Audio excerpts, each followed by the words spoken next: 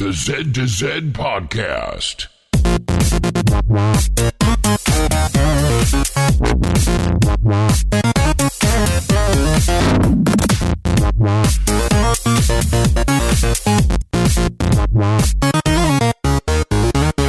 Good morning, good evening, or good day, and welcome to the Z to Z Podcast, the home for Xbox achievement hunters and gamerscore junkies.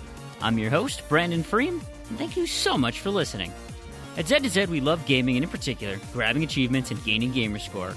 We do news, reviews, and interviews. If it's about achievements, we'll unlock it. UHH 2.0 gets announced, and Sony underwhelms with its PS4 Pro unveiling, and Xbox goes on the offensive. We also chat about the new preview features in LFG and clubs while discussing Mike Ybarra's comment on rare achievements. Crandy also shares the best ways to procure Japanese games and hardware. Busy week on the podcast, but even busier with all the contests in the background. You can find show notes for this show as well as previous shows on our website, z2z.com. This is episode 39. You can also contact us with questions or comments at Twitter, at Z2Z, over at our forums, discourse.z2z.com, or emails directly, contact@z2z.com. Today's show is brought to you by the achievement You've Got the Look from the game NBA 2K17, The Prelude. You've Got the Look is the first achievement in this advertisement game, and it looks like you're about 2 to 3 hours away from an easy and free 1,000 gamer score. It should be noted, though, that a few people have reported issues if you quit out of the game prior to unlocking everything. They claim that the game considers it a demo and won't boot up for some people. So if you can spare 3 hours, play it straight through.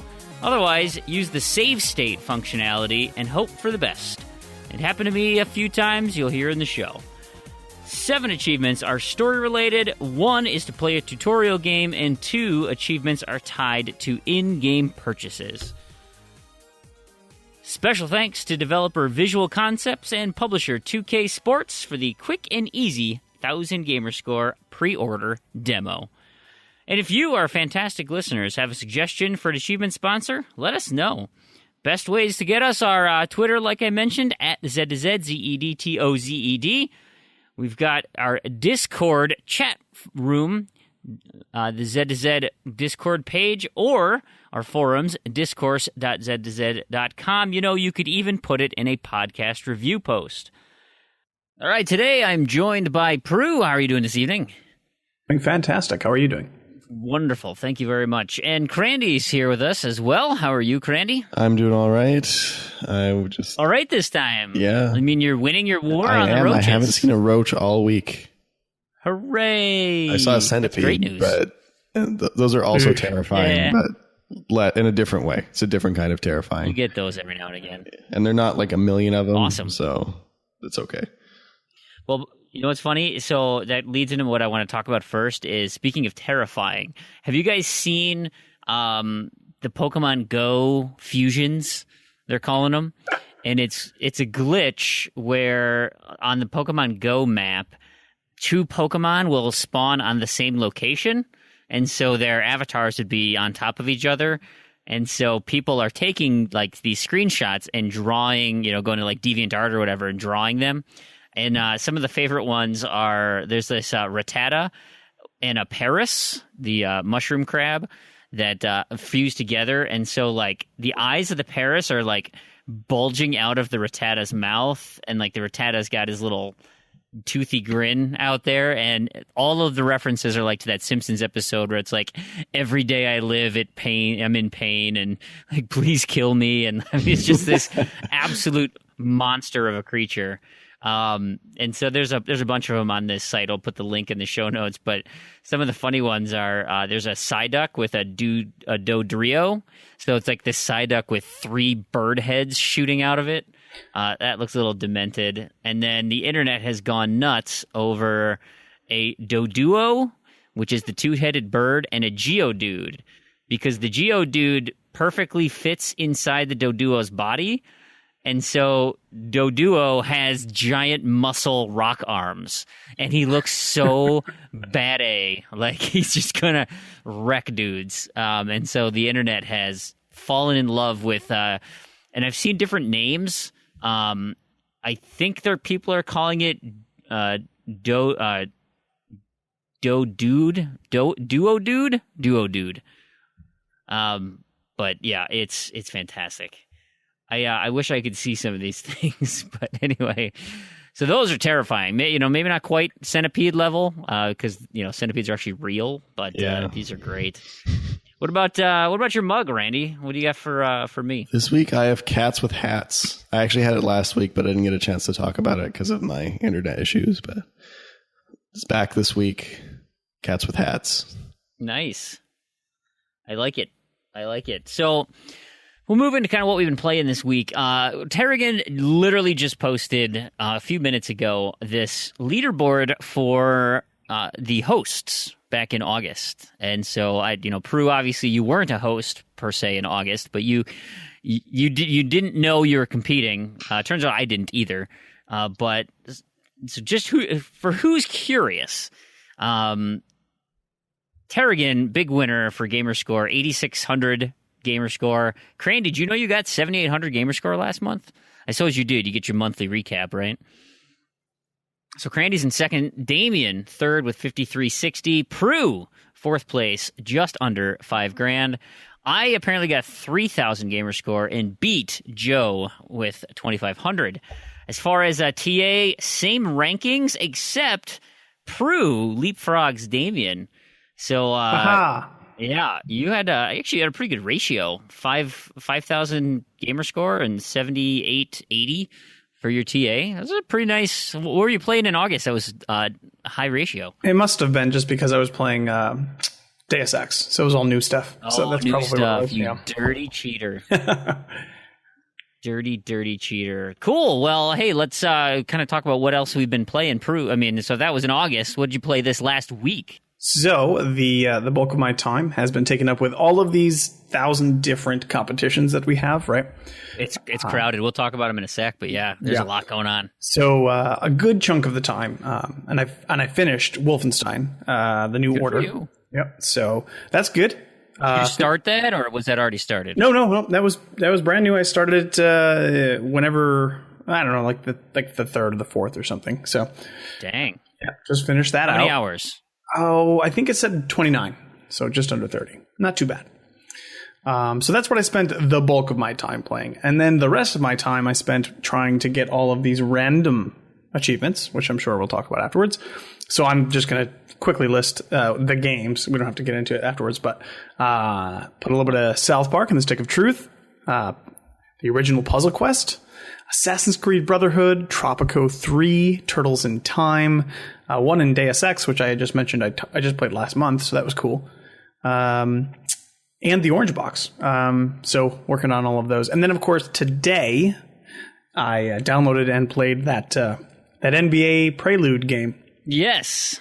So, what were your thoughts on that gem? It was easy, and these game advertisements that first with Ben-Hur and now with, as long as these games keep coming out and they're free and easy, oh man, I'm all for them. An easy, like 2 hour 1,000. Oh, keep sending them my way. I don't care if I have to watch a video or whatever I have to do. Yep. You have to send me this ad to say, "Do you want to pre-order the real game?" Nope, I don't. Have no interest in it. But I played this one. So yep. Turns out. So was that it for your last week? That's it. Yeah, that was it. So I also played NBA 2K17, The Prelude, this last night actually, and so I had, I knew it was out and about, and I was going to play it, and so I thought, okay, I'll get the thing started just to kind of see how it's gonna look. And so I made like the little my player character or whatever first thing in the morning. It was Saturday morning, and so got that achievement. It's on my card, and then I had to go. My daughter had soccer games, and you just had stuff going on all day. So I was like, okay, I'll get back to it. And then somebody posted. I should actually pull it up. They mentioned. That game, actually, there's kind of some tweaky achievements on there. You should probably, be careful and make sure you do it all in one sitting. And I'm like, oh, crap. Are you kidding me? Like, I definitely didn't do that. So I'm a little nervous. What happens if, it totally screws up on me? So I went back to it last night then, late, and I forgot to open my cabinet where my Xbox is. So the thing overheats. I think I made it into the first game. I finished the first game, and then the whole thing just shuts down. And I was playing on my phone, and I was watching Game of Thrones on my laptop, and the thing crashes. I'm like, oh, damn it. Okay. I boot this thing back up. We just got to keep grinding this thing out. Well, now the thing's running hot, right? I opened the door, but it's already running hot. So the game crashed on me 4 times because I overheated the Xbox, and I was just like, I got to get this thing done. Like, this is borrowed time. I want to finish this and be done with it. So I ended up staying up till 2 a.m. battling this thing. And turns out I am terrible at basketball games. I mean, like, so bad. Now, what was nice, and I figured this out toward the end, and hopefully it might work for somebody. Can you lose the games? Like, if you lose the games, is it over? Now, I actually won all of the games, but my roommate did not. And you can totally lose the games. I don't think there's any requirement to win. In fact, I did this for the final game, but I believe you can do it for all the other games as well. If you foul out of the game, you don't even actually have to play the games. And that's what I did in the last game, the Team USA game. I went up and I was trying to hand check, and I fouled out right away. And it was like, okay, the time went down. We ended up winning, right? So I was like, okay. I didn't know if I fouled out early, if that would have been an issue. But boom, achievement popped, and I was done with it. I'm like, man, I really wish I did this earlier. You just hold the left trigger and start tapping X and just manhandle the dude, get fouled out of the game, and skip the 10 minutes of game that you actually have to play, or 12 minutes or whatever it is. Yeah, I believe you could have done that with all of the games, but don't take my word for it because I didn't do that. I actually played through most of them. So we almost should try and test that out on like the Reviews Ed account or whatever, and just see. Yeah, I've heard that you can, but I don't know firsthand, so I don't want to give off the wrong impression here. Sure. So that was last night, and so what I decided to do Friday night is play Ben-Hur. I wanted to let's just get this gamer score out of the way. I don't have to deal with it. I need the B for Big L's name for the gamer score challenge. So let's just get this taken care of.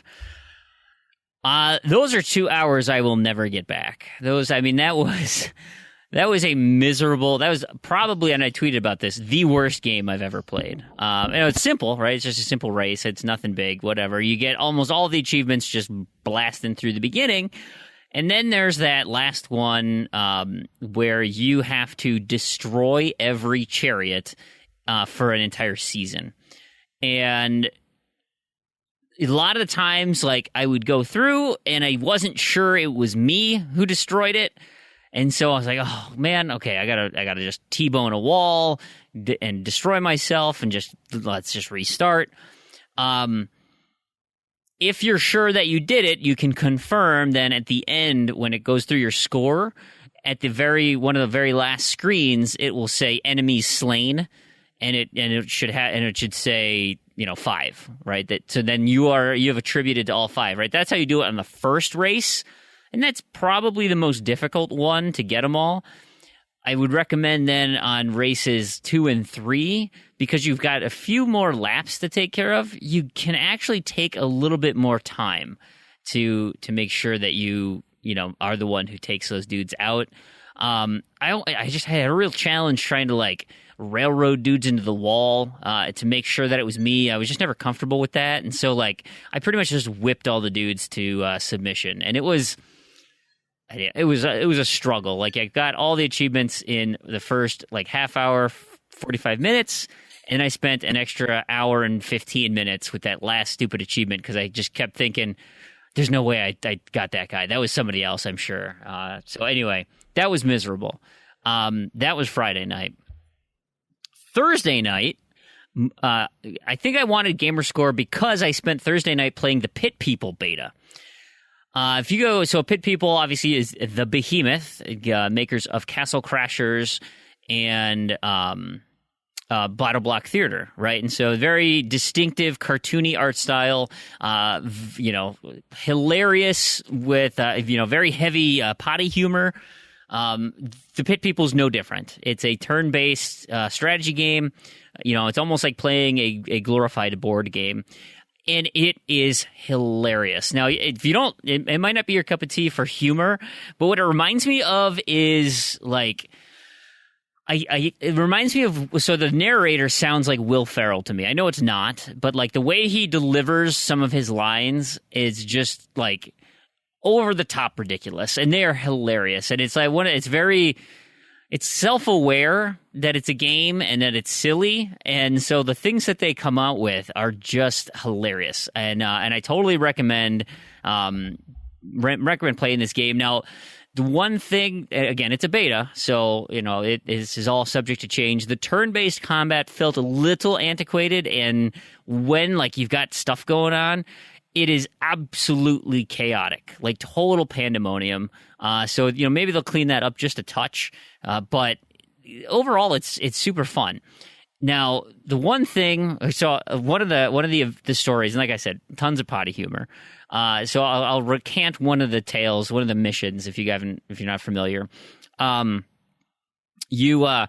So I picked up a quest for a guy who is he needs to go to the bathroom. He is the mayor of Tinkletown, and so he can't go to the bathroom in your city where the pit arena is. He has to go back to Tinkletown to go to the bathroom, and so you have to escort him there. When you get there, you come to this battlefield where there's like rocks that are shaped like toilets and things, and there are signs that say no pooping, and you have to like battle these dudes and protect the mayor so he can go back to Tinkletown.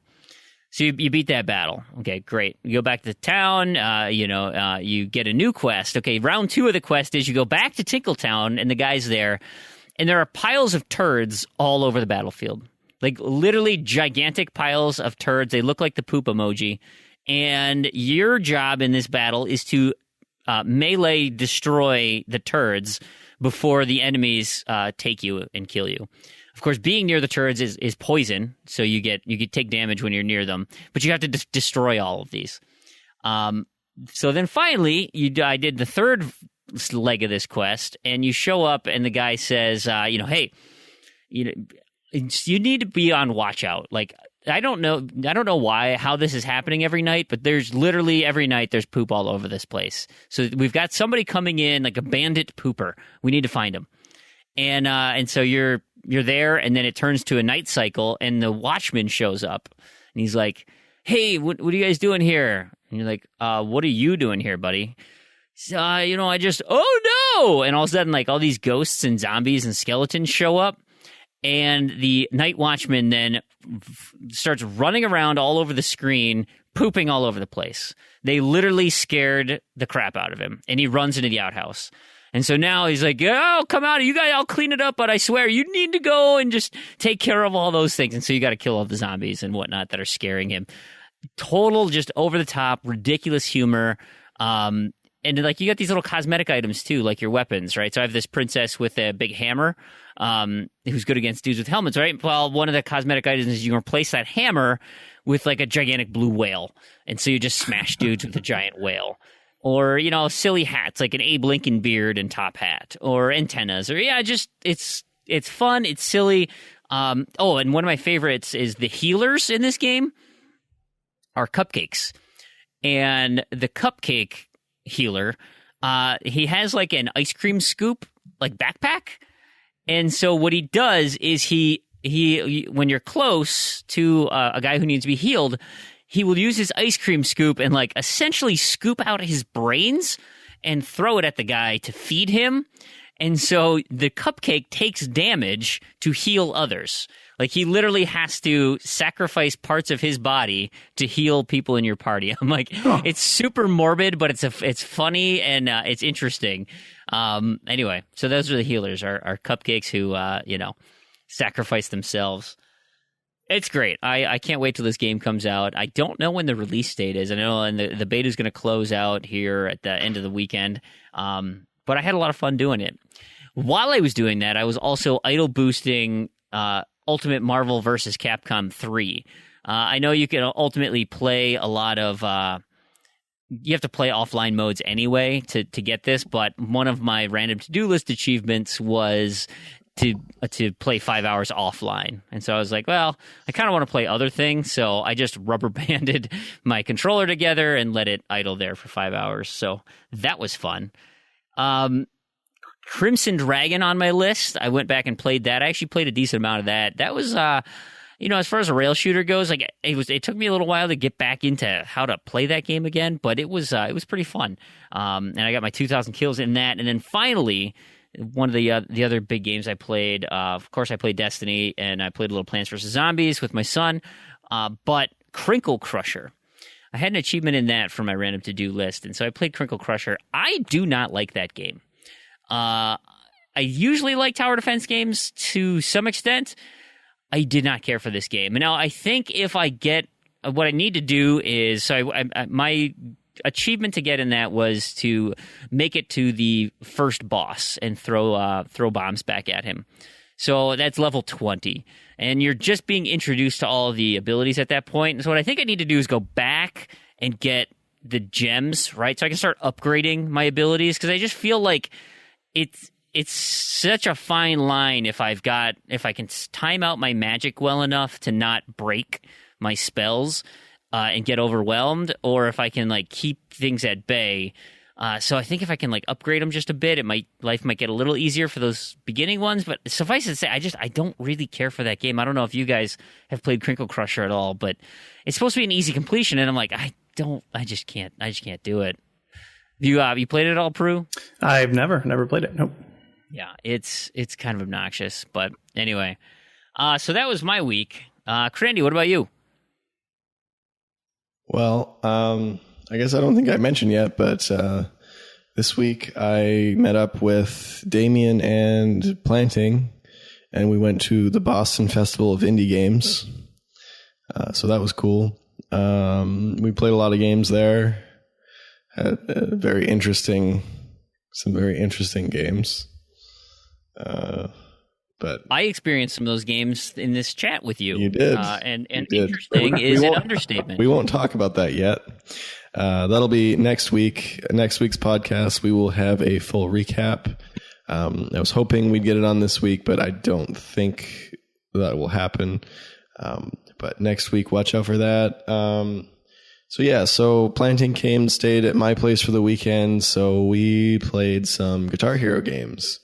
Oh yeah, is he any good? Yeah, he's not quite as good as me, but we had fun. I was helping him out with some stuff, and he helped me out with some stuff. So I finally unlocked Bling Bling in Guitar Hero World Tour. Oh yeah, is that what? Co-op million or something? No, you have to get $1 million in Guitar Hero World Nice. Tour, which takes hundreds of hours. But if you play locally with someone that has the achievement, it just pops for everyone. So, that's not so so that bad. was a nice little bonus. Played some Guitar Hero Aerosmith. Remembered why I absolutely hate that game. Played Guitar Hero 3, Guitar Hero Metallica, Smash Hits, Warriors of Rock. My gosh, you had a plastic Pretty instrument much bonanza. all of them. Yeah, a little bit of all of them. Crazy. Yeah. Then what else did I play this week? Of course, I played the games in Shovelware Cemetery that you will hear about later in the show. Oh, I finished Wolfenstein. Well, there goes that challenge. I think I finished it before you even started it, actually. I have not started. Yeah, okay. So I finished that one. I played some Guitar Hero Live, not on this weekend. And then I took the motivation from Wolfenstein to get back to the Wolfenstein released in 2009, which is actually a prequel to the New Order, which I didn't realize until a couple of months ago. So that's kind of cool. I'm going through the single player on that. I finished up the multiplayer a long time ago, but I never got to the single player, and it's not too bad. It's not amazing. It's not like New Order level of good, but it's still fun. The gunplay is really solid, and I'm enjoying that. There are a couple other aspects that are a little more annoying, but overall, good game. And Fable 2 planting helped me out and passed me a few of the more annoying achievements that I have left in that game. So, did you marry him? I didn't. I already got married to someone a long time ago. So, good for you. Good for you. And I think that's it for my week. Mostly Wolfenstein related stuff, and then Guitar Hero on the weekend. But yeah, so watch out for that recap. I'm looking forward to talking about it. Awesome. Well, you should spend your time talking about it over at our Discord conversation page. There was so Discord has been awesome so far. There's been so much communication and chatter in the chatter of the horde. That's what we call the little little section where usually jaw jack. Usually I'm chatting in there when I'm at home being unemployed. But talking about your jobs, your interviews. So much. I did get an interview this week, which is exciting. I'm hoping that goes well, or went well. So that was cool. That's going to eat up all your video game time, though. Yeah, but kind of. I don't know. Who needs a real job? I don't just play video games. I just look for jobs and stuff, and chat in the chat room.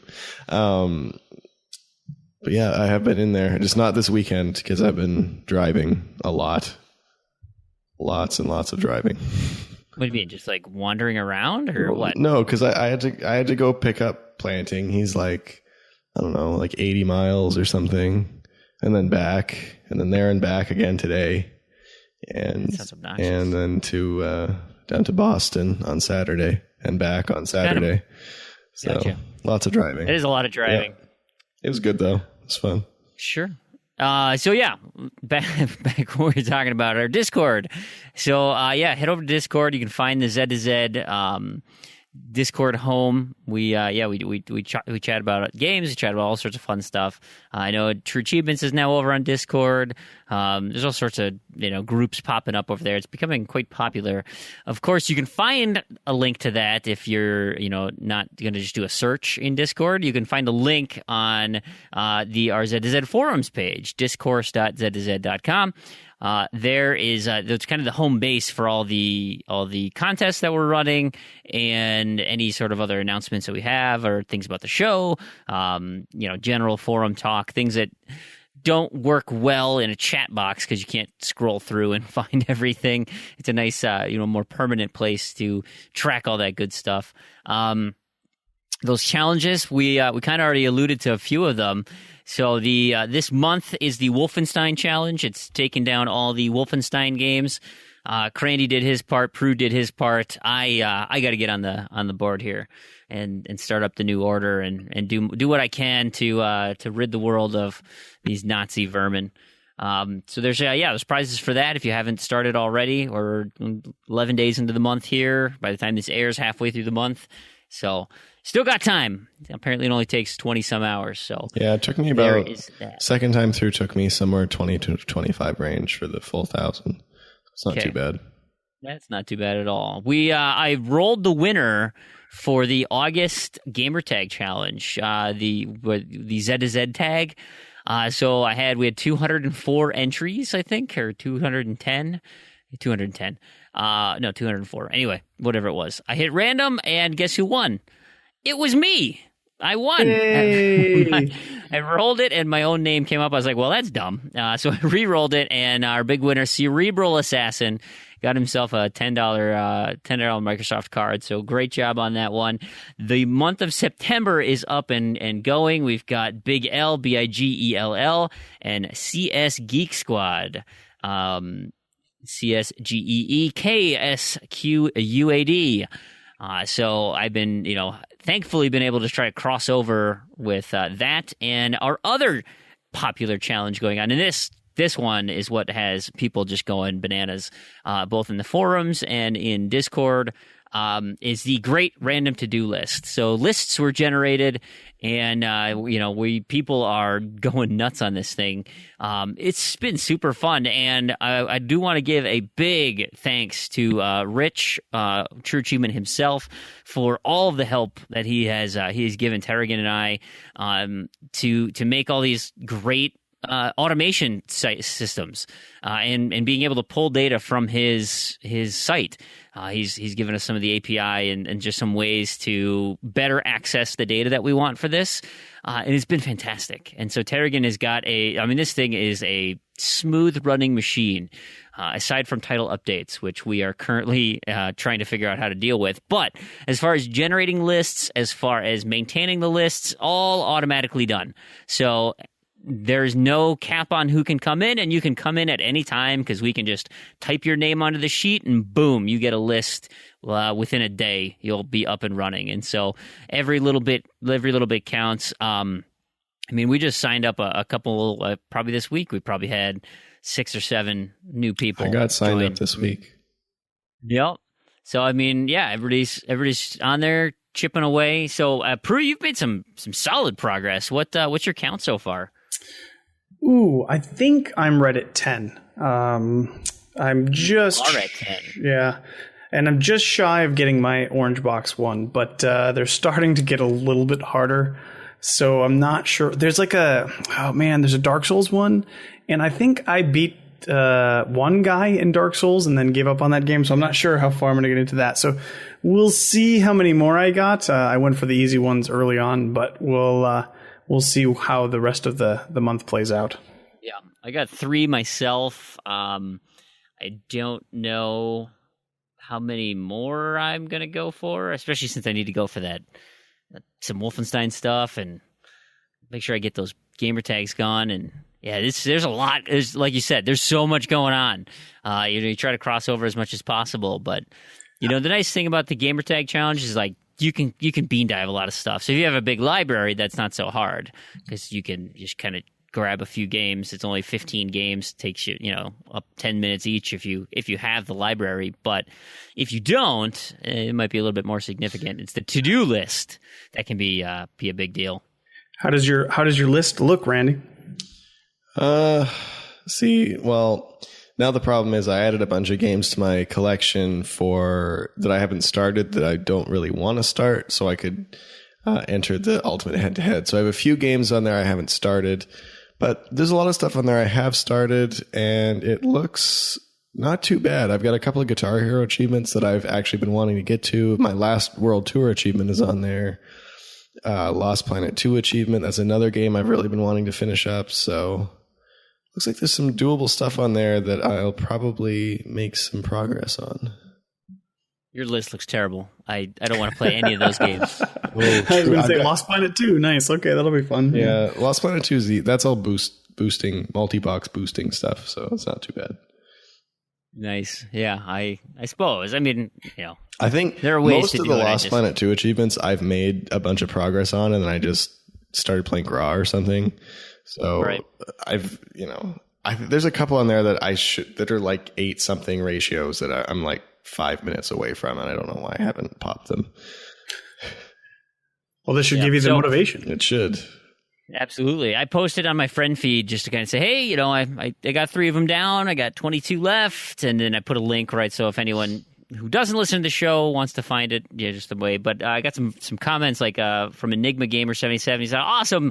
I got 3 so far, and I love this activity. Thank you so much for organizing it. And shout out to all those working behind the scenes. And I got a comment by Spanky and Spronkle, which, I might try and do this because one of mine is the Call of Duty World at War, and it's to Prestige. Okay, I never played multiplayer in this, right? I just did the get your feet wet ones because those are pretty quick. But I don't think I did the one where you got to do the competitive co-op or whatever it is. Anyway, but he says, seeing your World at War one makes me wonder about those types of achievements. It was excluded in a prior version of the contest relating to the hacked lobbies, which can get you in trouble with TA if you join, since you'll pop the first Prestige and Max Prestige at the same time. And so it was specifically removed from his list in 2015. Now, I'm kind of hoping that happens. Like, I just go into the lobby and it just pops for me. Because I think as far as TA is concerned, they know that exists, right? That's not really one of their concerns of me cheating, because people know that there's hack lobbies, and it just, as a bystander, my understanding of that is the Prestige achievements are okay, and that's why the ratios are so low, because they happen all the time. Like people just change it. Like you just go in a lobby and you're like, oh, there they are. You had no idea it would happen. But when you pop everything else is when they start to care. So it used to be, and then I'm not sure what the current thing is, but if all of the achievements are popping, I would be concerned. If it's a prestige one, I don't think they care. So, and I'm not in any contests like necessarily through the site. I guess the UHH that's coming up, we'll talk about that in a bit, but like I'm not going to get kicked out of the GTSC because I'm not in it. Like, there's things like that I don't really care if I've got to like send a few emails and say, yeah, hacked lobbies, what do you want me to do? This achievement came up as a random item. I just played it. Boom. Well, I think they'd understand. And as somebody who has used a modded lobby to unlock all the achievements, you're not going to lose tracking. Like I have a hacked World at War on my tag, but it's I just got it removed from TA. So, I mean, like worst case scenario, you just get the game removed from your tag and carry on. Yeah, for sure. Weasel Pizza chimes in and says, hey, it's sad to know I can't complete my entire list this month. Oh, well, it gives me an excuse to play some random games. And Angel SK Joe, she replies, me neither, Weasel Pizza, but I'm going to get as many as I can. Followed up by Big L mentioning, it really seems like most people got bad lists, which makes for an even playing field. To me, it gives me a reason to play some of the dust collecting games, so I'm pretty happy. I think that was the idea about, random's random, right? And that we've been talking about it in the forums as well as the Discord chat. Them's the breaks, right? Sometimes it sucks, sometimes it works in your favor. That's just the nature of being, quote unquote, random. But what ultimately was frustrating about the original challenge is you got 100, and that was your whole thing for the year. And so it's like if you looked at the list and said, well, I can't do that. That's just dumb. This now, you got a shorter time frame, so some of those really grindy achievements you're going to miss out on. But you get a new list. You get new things to do next month. And so, if you can buckle down and get it in a month, right? If Gra showed up on your list, you'd be like, well, I obviously can't do that in a month, right? It's just going to take longer than that. Or a consecutive whatever achievement, right? Like, no, you can do Gra. You just got to play harder. But like, let's say you get the one in isn't there a Minesweeper one where you got to play like 100 consecutive days or something? No, you have to play for 12 months. Yeah. So like that, right? But we're not. I don't think we're going to take those out per se, because what if you had been playing for the last 12 months? Now, we reconsider on ones where it's like, physically there hasn't been enough time to do it. That likely will be addressed. And what we're talking about now is, and hopefully we'll have an answer in the forums, is what we're going to do about title updates. Because, as it happened, Jay Striker got a title update for Killer Instinct. But the Shadow Lord's title update is not widely released, right? It's you need permission to get into it. And so he unlocked a 4,000 ratio achievement, or 40 ratio, right? And so we times it and it becomes 4,000. It's like, well, okay, that defeats the whole purpose of the contest, right? So how do we deal with that? Now, I don't know if it's going to drop by the end of the month, but let's say it came out at the end of the month. Well, then you're locked in at 4,000 points. And it's like, well, that's dumb, right? So that's going to be addressed. I just don't know how we're going to do it, if we take out title updates in general or we just kind of cherry pick or not. But anyway, I'm looking forward to getting a few more off my list. I said I could do 11. That would be best case scenario. I'm happy with 3. I think I have a few more in me. You guys have more in you? Oh yeah, I'd love to get close to 20 if I can. I would. Wow. I really would. Well, I'm halfway there already, and it's going to be tough, but I'm going to try real hard. Nice. I might get I'd like to see what you can do, Randy. You need at least one. If you can get one, you'll get a new list in October without trying. I'll get at least one. I'll get the Guitar Hero one, because that's going to get me my World Tour completion. So at the very least, I'm going to get that one. I think I might be motivated enough to go and do the Metallica one too. We'll see. Yeah, for sure. The last thing I want to mention that's going on in the forums was a post by Redemption Denied about the game Earthlock Festival of Magic. I don't know if you were going to touch on this at all, Crandy and our Knobs and Discos, because neither of them fit per se in Knobs and Discos, but they're being reported as a little buggy. Redemption Denied is saying he's got a couple of issues with things not unlocking right. Having some challenges in some of the achievements. So be cautious when you're playing that game. I don't know if there's anything necessarily you can do. I know they're kind of still working out some of the glitches and bugs to fix that. But have you guys played that game at all yet? I haven't heard about that issue yet either. I haven't played the game. I watched my roommate play it for a good 2 or 3 hours, and it looks like some old school kind of Final Fantasy fun. But he didn't care about the achievements, so I didn't hear any of those issues. Yeah, I mean, so Redemption mentioned there's a good bug and a bad bug, and so the good one is like you can essentially max level your character before you even play, and so you can like have your max stats before you start going. He's like, okay, well, that's pretty nice, right? It makes life easy. But then there's the bad ones where there's a bug that prevents you from getting gold medals in the tournaments, and they don't count each battle as multiples. And so he's tried to do this by reloading previous saves and stuff, but the problem is it's linked to 2 achievements. And so as of now, maybe we're just calling it buggy. But I don't think there's been any official word since it's a brand new game. So, like I said, just kind of keep an eye and I probably lean on multiple saves just to play it safe if there's going to be an issue. So, just a heads up for everyone out there. As far as listener feedback and stuff, I just want to make one mention here. 2 mentions. We got another retweet from X1 Silence again. Casey Height just said, hey, listen to the Xbox, the X1 Bros. If you want to wet your whistle with some at Z to Z, great podcast as well. So we appreciate that, and David X1, for retweeting and helping us out there. I was actually hanging out in their forum or in the Twitch stream as at Z to Z's Twitch account. So I got mentioned because I was messing around and trying to help them out with some of their data, Destiny stuff, of course, because I'm a quote unquote expert. Anyway, so that was fun. It was cool. I never usually had the opportunity to watch live, but I certainly didn't want to listen to the music in Ben-Hur, and so I pulled up Twitch and watched the X1 Bros show. So it was cool. The music in Ben-Hur is so good. Oh, so good, right? It's quality. When was Shovelware on that? That was a couple weeks ago? 2 weeks ago, I think. It was the week it released. Yeah. Oh, whew. That's a doozy, right?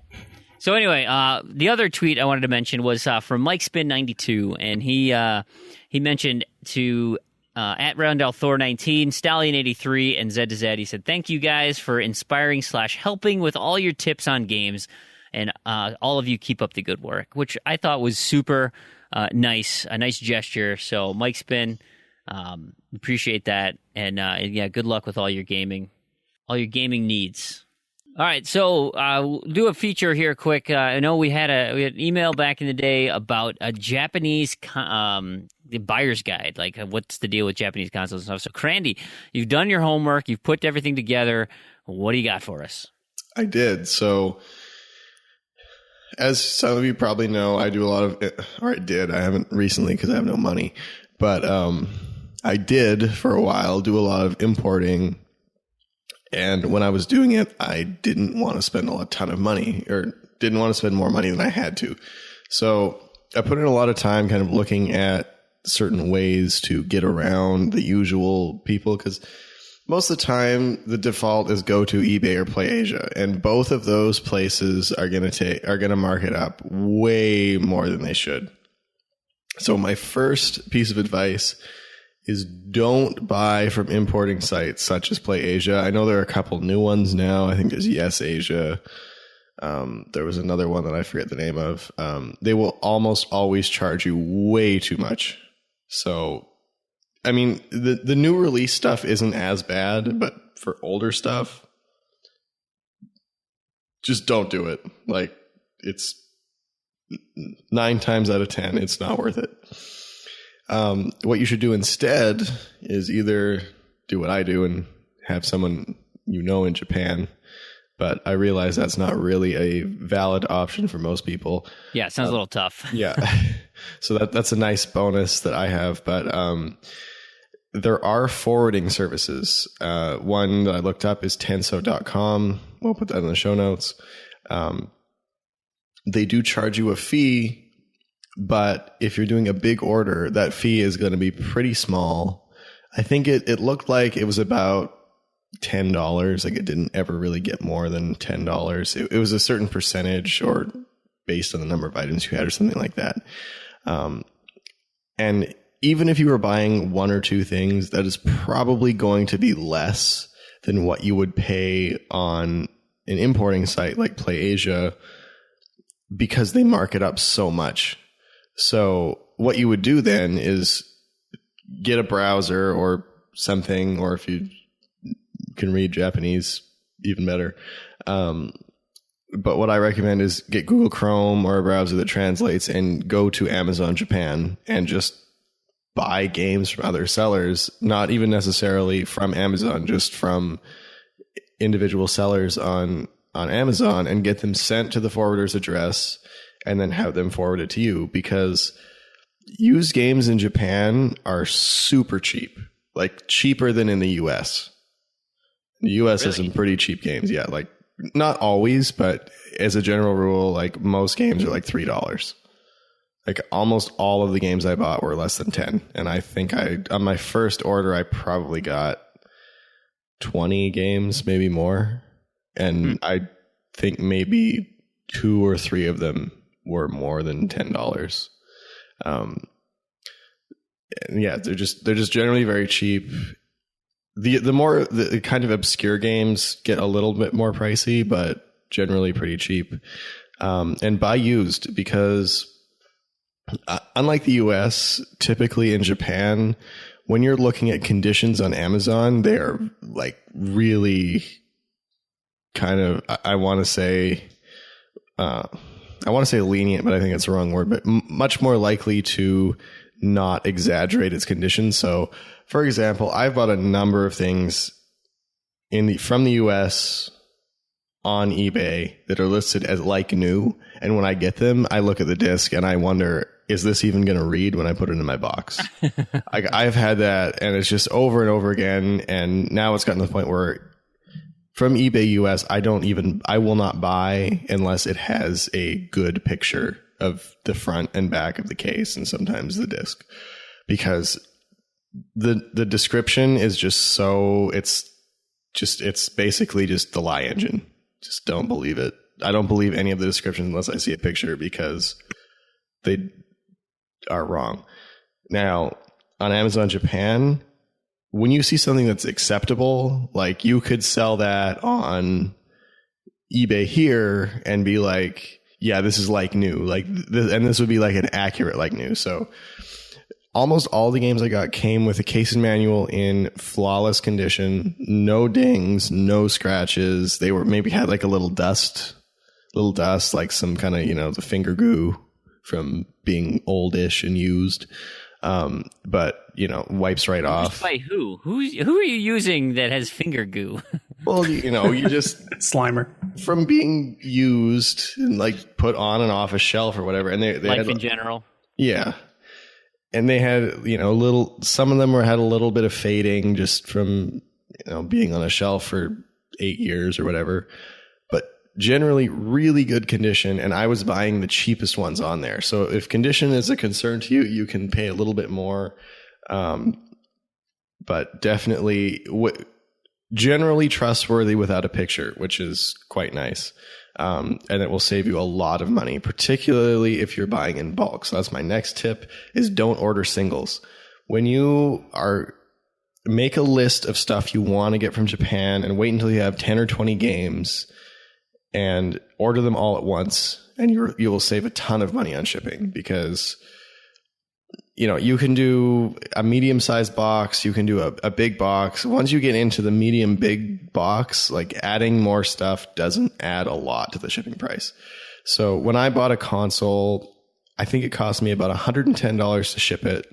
That was a brand new console in the box, and I think I ordered some games for a friend as well, and I think we had probably 30 or 40 games and a console, and it was about $110 to ship it. So I don't think that's a terrible price, considering it was really heavy and really big. That was also 3-day shipping.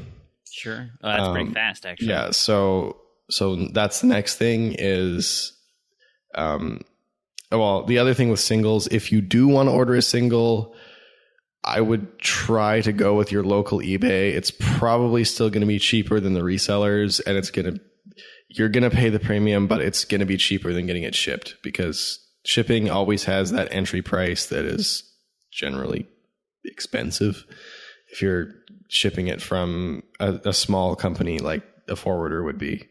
And then that brings me to how you get it shipped. So get it shipped EMS always. It doesn't cost much more than airmail, unless you're going to do it surface mail, which I wouldn't recommend. I think it takes like 3 months. It costs about half as much as EMS, but it just ships by boat, and it's going to take forever and probably get ruined along the way because it takes forever. But yeah, ship it EMS. It costs, I think it's like 10 or 15% more on average than airmail, but it is 3-day shipping, and it really is 3-day shipping. Like I think it's listed as 3 to 5, but both times I've done it, it's arrived at my house 3 days after it was shipped out. Wow. Which from Japan is pretty impressive.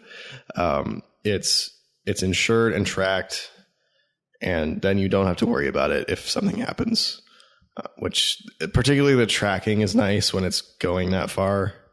And yeah, like I said before, games from Amazon Japan are cheap, and they're usually cheaper than buying them in the West. Now, the other thing is Xbox power supplies. As I did mention this before when talking about PAL consoles, they are standard. So if you get an Xbox that's the same model you have, you can just use your power box. The Japanese plugs work in North America. They will not work in Europe. So it's good to know. If you're going to the US or Canada, they will work fine. Going to Europe, you'll have to get a new power box. And you can order new power boxes from Microsoft for about $30 shipped. So that's what I did with my PAL box. Is all you have to do is you go to Xbox.com and register the console, and then you can go to order parts and just order a new power box. And based on where you live, they'll send you the right one. So I think that covers just about everything in terms of Japanese consoles or Japanese buying for beginners. This applies to, not buying in singles, but buying a console, same thing. Amazon Japan does ship some stuff internationally now. I think they ship for about $5. So you might be able to get a Japanese console shipped from them. I'm not sure if they just do games, like new games. But that was a thing a while ago that I haven't tried to do it since they started doing that. But they didn't used to ship internationally. Now they will ship some things internationally. So try that.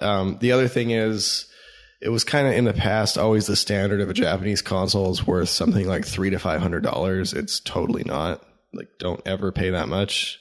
For like insurance or whatever? No, just for some reason, an imported Japanese console was always perceived as being worth an excessive amount of money, which it shouldn't be. The consoles are cheaper in Japan than they are in the US.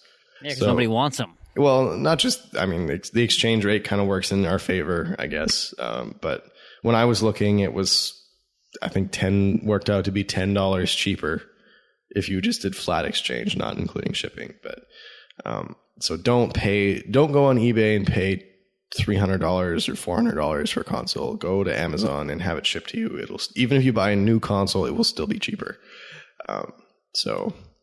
Or, I'm sure there are plenty of used consoles on Amazon too that you can probably get for. I know my friend has told me that if you go to a lot of local stores in Japan, you can find Xboxes for like $30. The old model ones. I mean, that doesn't help you with shipping, but it just gives you an idea of how cheap they are. So don't pay too much money for the console. Try not to buy singles, and try not to buy from importing sites. That's probably the biggest thing. And trade with people. Like find lots of people on TA, trade, import games, and you can probably get them from them cheaper than you can other places. So nice. If anybody thinks I missed anything, let me know. Send us a message, and I can address it on listener feedback. Cool. Well, thanks, Randy. So let's get into some news. We got a lot of it. A lot going on this week. We'll start with the local stuff, right? UHH 2.0, the Ultimate Head-to-Head Challenge, is the sequel is launching here in the end of September. Oh, my goodness. Are you guys excited for this? Because I am pumped. I'm ready. I'm ready for it. Hit me with it. So what's different now, and what's really exciting is, so we had talked about this, and so many people who participated in the first one, it was like 1,700 people or something. I mean, like myself, right? I really liked it. Got eliminated in the first week. I was like, oh, man, because we were cutting people down in half every time. And so it's like, well, I really like this. I want to keep playing. Well, what we've introduced this time around is a pool play kind of thing. So you will still get a matchup, but for the first 3 weeks, there will be no eliminations. And so what you're doing is essentially unlocking achievements and earning points, right? So every achievement you get adds up to your score, and then they're going to take the top 512, I think is the number, scorers, and bracket them. And so then it goes into like I think that's 8 weeks. 9 weeks, whatever. That's then you finish out in a traditional bracket style, cutting people in half every time, and those are the head-to-head ones. But you get 3 weeks at least to play on. That's awesome. Like I can't wait, And I still have the guy I matched up, Erasure NL, on my friends list. I see what he's up to, even though he beat me in the first round. I think I got 7. It was 11-7. Or actually, he probably went higher, but it was 11-7 when I gave up. When I was like, oh, he got the ones that I couldn't get. Crandy, so they did increase the achievements needed and some of the baseline rules, so they get better matchups. And there were some issues toward the end there where some of the matchups were not great.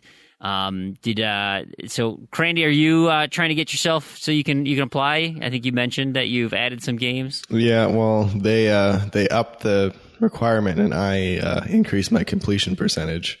So yeah, I needed to add about 1,000 achievements to get in on this one. So I put a bunch of games in my collection that I had removed, because last time I got Jack to just basically purge my collection. All the games were still there, but they were just all marked as not owned. Yeah. So this time I just went back through. I switched more over to owned. And I'll mostly just to get in, and then I'll probably end up not really starting any of them if I roll those achievements. So I'm hoping that most of the achievements I roll are already on my tag. I'm okay with starting a couple if they're easy. I put a lot of easy stuff on there, like games like Truth or Lies. That's like a like a 1 hour completion type thing. So just and stuff a miserable that I've experience, by the way. Oh, that's what I've heard. Yeah. I've heard it's quite miserable. Just stuff I've had for a long time that's easy, and I kind of use for stuff like this. So I did get in. I'm registered. I hope I don't have to maintain the 2,500 because it's going to be hard to put more on there. Keep that up. Actually, I did cave, and I'm getting BioShock the collection.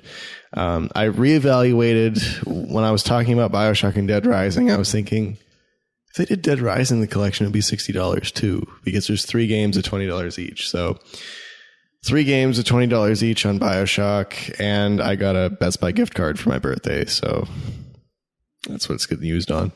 There you go. BioShock, yes. So that's going to add some achievements. Perfect. I assume it's going to have more than 1,000 people on the first day. So yeah, I bet. I'm betting on that. I'm also going to get Dead Rising on the first day too, so that'll add another 50. When I first did my list, I had a ton, and I went and curated my list after seeing this first month of the Great Random To-Do list. It essentially pulls achievements just like the UHH, and so I said, you know what?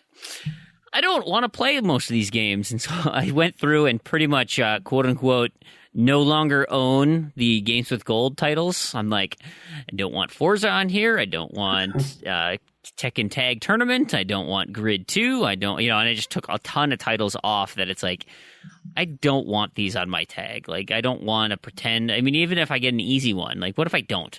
I just don't want to play them. So I curated my list. I'm still at like 12,000 achievements, still locked that count. So I got plenty to do, but hopefully I get some games that I'm really excited about, and I hope that carries over to October too. What about you, Proulx? Yeah, no, I mean, for me, like I've had so many unlocked achievements at this point. Locked achievements that I don't have to worry about it. I don't actually have to create my list at all. Just in the same with the random to-do list, kind of just brings up stuff I should probably work on anyway. It'll be the same thing here. The first UHH was fun. It kind of introduced me to this concept. I'm excited about it. It'll be fun to go head to head with, with these other people and probably work on the stuff I should be working on anyways. Right. Just get it off. Get it off the list. Cool. Well, so that's happening. Now, the huge news this last week, and I'm sure every podcast I will listen to this upcoming week will talk about it, is, of course, Sony had their big Sony Neo announcement. I'm calling it Ne-OPE because it was. You guys watched the presentation at all? I didn't watch it.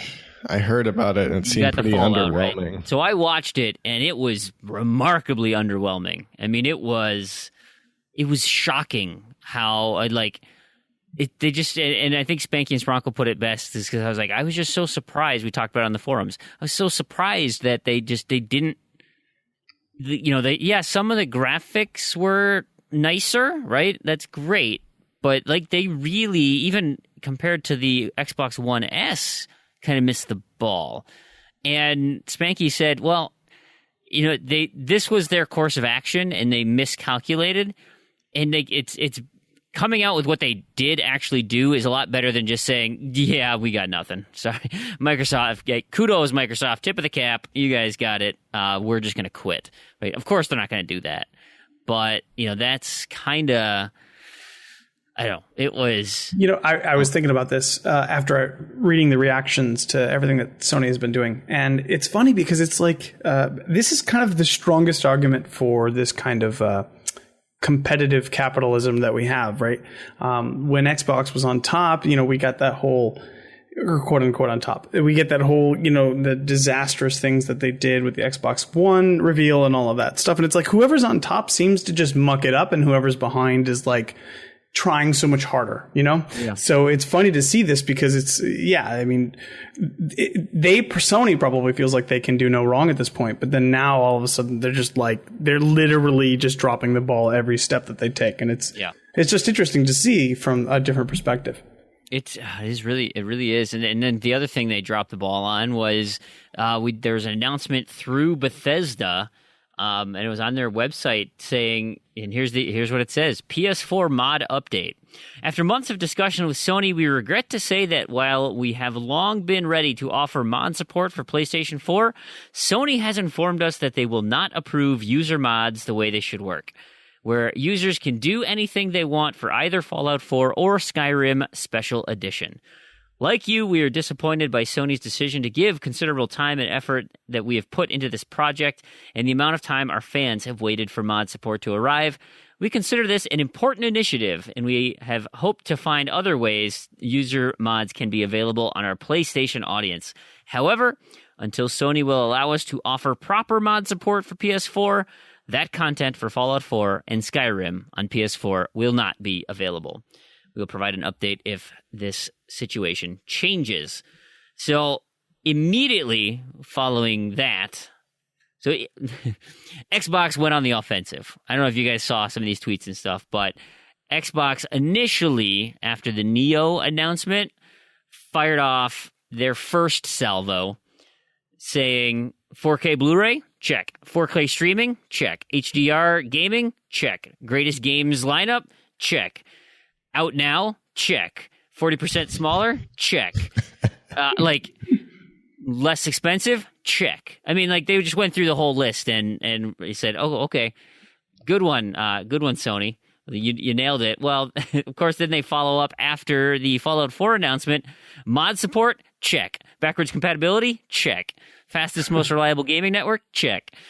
Like, all of these things that just PlayStation can't offer right now. And it's, you know, I know it's Microsoft has to be super, super aggressive because they are so far behind in this console generation that they've just are being remarkably aggressive, and who knows what they're loss leading on the One S or what they will for the Scorpio, but you have to imagine that they're really positioning themselves to make this thing dirt cheap. And even if Sony then, you know, is looking at Neo 2 or whatever they want to call the follow up, right? Their 6 teraflop answer. If Microsoft can establish a price that, you know, let's say it's probably going to be 500, right? I think maybe 6, but I think 500 is right where it's going to be. It's going to be like the Xbox One was at launch.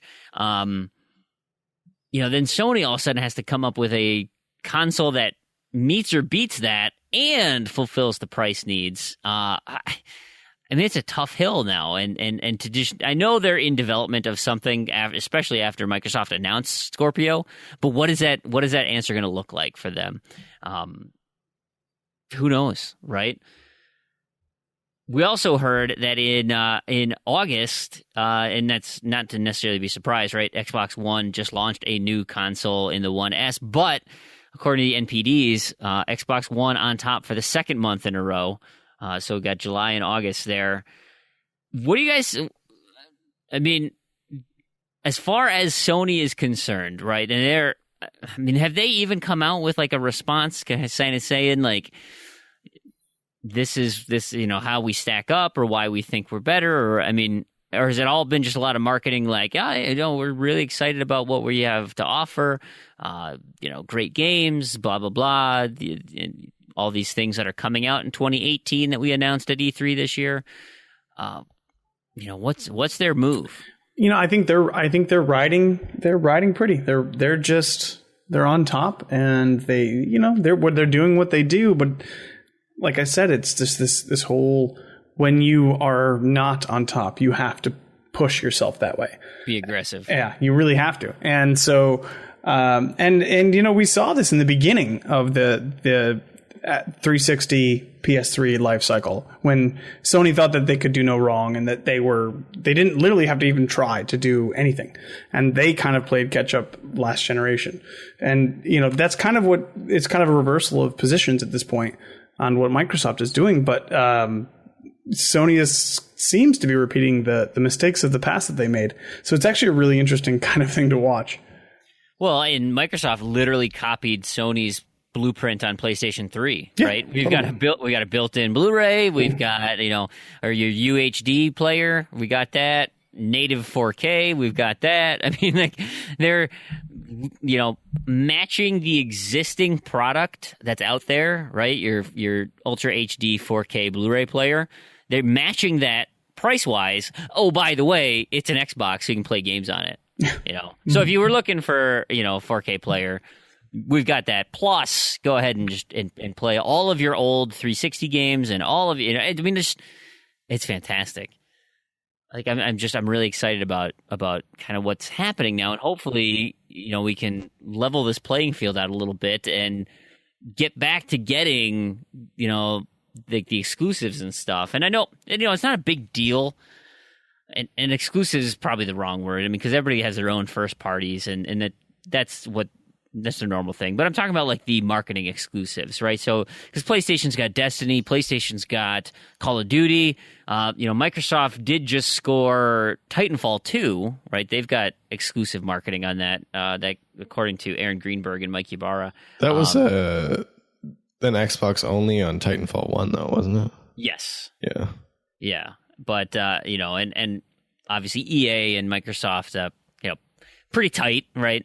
EA Access, Sony thinks that's a terrible idea. They don't care for it, right? So there's a much better relationship between Xbox and EA. And, oh, by the way, Peter Moore works for EA and used to, run Xbox. So, let's just say they're friends. But suffice it to say, I mean, being behind 2-1 in your console sales, 40 million to 20 million or whatever the numbers are now, that's where the money is, right? So if you're going to pick one console, say as an indie developer or as for marketing exclusivity, they've got the numbers and the money to support it. Whereas if Microsoft wanted to say, well, they have to overcome twice as much to have that type of marketing exclusivity, it's just not realistic. Now, if we're closer to 50-50, well, then they might even just do away with marketing exclusivity, or those Whoever developers pays can more money, right really. who can really charge a ton of money, because then you're not overcoming anything. It's like, well, we've got all the users anyway, so there's not that's what essentially PlayStation is saying. So we don't have to pay that much because we've got twice as many. Your dollar goes a lot further with us versus if it was 50-50. And who knows? And that might not even be a big deal, right? About the draw, because we're talking about giant AAA games that we typically don't play anyway. I don't have the time for those. I want to play my garbage indies and get my gamer score up. But as an indie developer, if it's cost of certification, cost of releasing, how, is Microsoft doing what they can to entice through, so if it's through Windows 10 or the Universal Windows platform, are those things enticing enough to the indie developers to get the easy gamer score games over on this side versus where, you look back where it was with PlayStation 4 having all of the indie titles, and now, Microsoft's finally, opening the doors and allowing all these things to come in, and, almost to the point of saturation. I mean, it's almost too much out there. I look at our Shovelware Cemetery every month, and all the games coming in, and it's like we have one this week that didn't do so well. Uh-oh. I won't spoil it, but foreshadowing, huh? Yeah. But it's like, there's so much there that how do you even curate all that to say, the great games like Inside, or you guys liked Overcooked, right? Or those types of games. Oh, you gotta listen to Shovelware Cemetery to find out. I can't spoil that one this week. You're not gonna tip your hand, right? But games like that where it's like, are they getting enough marketing push versus Soda Drinker Pro or Ben-Hur, or just all this garbage that's out there floating around. But it's great. It's a great time to be a gamer. It's fun to be an Xbox gamer. Things look like they're turning around now. Of course, Scorpio needs to deliver on everything that they've promised so far, right? Because I know, Crandy, you'd likely agree that the Xbox One launch you weren't very happy with. No, it was terrible. I think it was terrible anyway. It's just, so I mean, and not only just the way they handled it, but all the issues that came with the early release boxes, and I don't know, just the dashboard, all the functionality that was missing, all the. I mean, functionality is still missing. Yeah, like they still would have been better off just using the 360 dashboard, I think. Yeah, right. The 360 dashboard is still far superior in terms of functionality to the One dashboard. Yeah, I'm still not happy with Xbox One. Or should we go back? Should we go back to the blades? We should go back to the blades. I'm not really. I like the look of the blades. They were much cleaner than the current. I don't know. Microsoft has something with tiles now. Yeah, I love tiles. It's just they don't look nice. They don't organize nice. Nice. I wouldn't. Going back, I played 360 today. I wouldn't. And this may be a topic for a whole nother time. I think they both have their strengths and their weaknesses. I do like the One interface now. And I kind of think that both the 360 the current 360 UI and the One UI have their issues and their problems. I would be very hard pressed to pick between them. I think they're pretty uneven keel at this point, but yeah, I mean, they still have been improving the One for sure. Like, it's gotten much better, but I still think it's messy. Particularly the store is quite messy, especially when you try and find where you redeem a code. Good luck. Well, they made that easier now. You just have to teleconnect, I think, right? Yeah, but what if you don't plug your Connect in? I was going to say, what Connect? I know. Yeah, exactly. Yeah. No, but for me, it's like right in the store, there's a little thing underneath that says redeem a code. Oh, maybe they changed it. Yeah, that's new. But still, you can't find anything. I was looking for apps today. Oh. There's a bunch of tweets coming out, and I don't even know what apps are available anymore. And I mean, I mostly use the website, but sometimes I have to use the store, and every time I do, it's just a nightmare. Total nightmare. It's so lame. So again, not that the 360 store is super great either, but it's like when I search something, like it comes up and I can find things, and I don't know. I don't like the tiles. I really don't like the tiles, but it's improving kind of slowly. Baby steps. Yes, unfortunately. Well, one of those improvements, they got some of the preview builds coming out. There are the LFG and clubs were released on some of the preview builds so far. There is a Z to Z club out there, so any of you preview members, you can look and find it, join up and be a part of our little group here. I don't know when it's going to go to everybody. Again, it's in the preview build right now, but there you'll have that. As far as LFG, it looks like you can actually pick specific achievements that you want to work with for the LFG, kind of like a True Achievements boosting session. So hopefully, that opens up, you could... I wonder if TA is going to cross-link their sessions with, like, if you make a session in TA, that it'll cross-post in an LFG on Xbox, or you can have that as an option to pull in more people potentially. No, that's really opening up the randoms floodgate.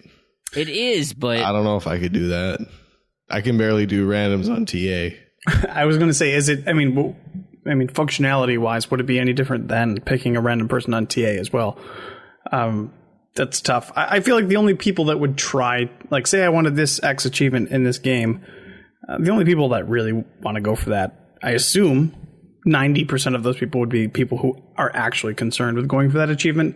So to me, it wouldn't be that worrisome, but I would actually, if I was TA, I'd be concerned because that would kind of cut out the middleman as far as that functionality is concerned. Right. TA still has a feedback system, though. That's true. But who knows? Maybe they'll. I was going to say maybe they'll implement a feedback system, but that was a joke. Yeah, I'm certain they won't. But that's a funny joke. Yeah. That will never happen. They tried that like 4 times already. Doesn't work. It never worked. Well, along those lines of opening up to the general Xbox community, Major Nelson Radio, his podcast, he had Mike Ybarra on, and they were talking about achievement rarity.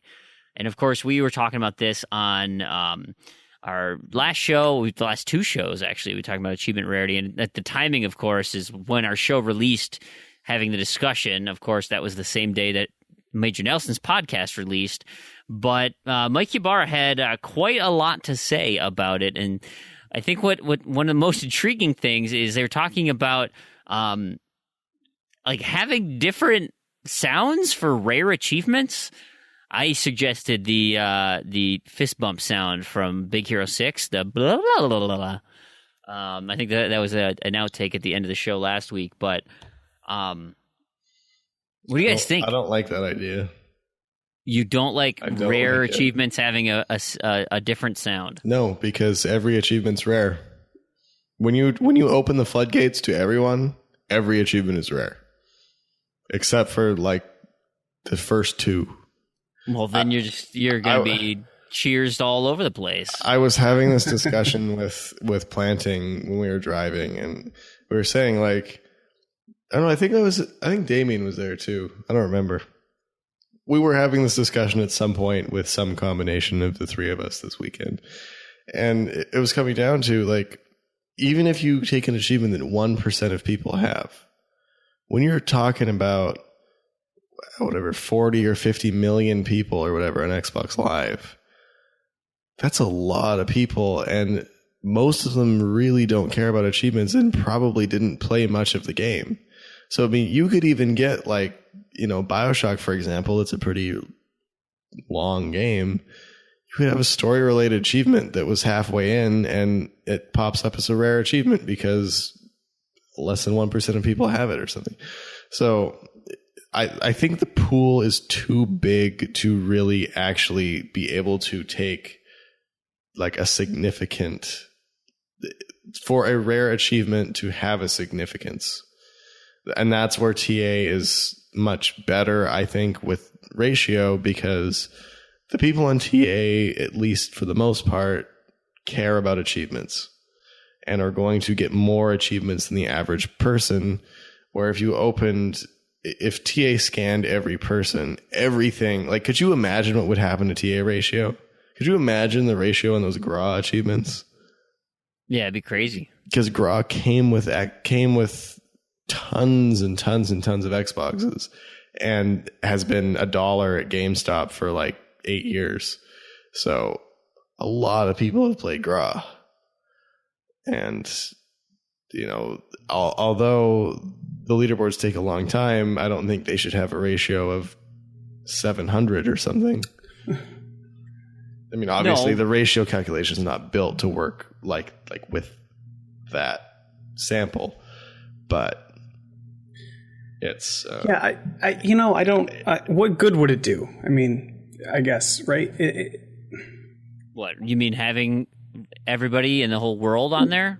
Yeah. I mean, that's not a problem to me. But I agree. When you start arbitrarily, you know, putting people into categories and saying this achievement is quote unquote a rare achievement, this one is not.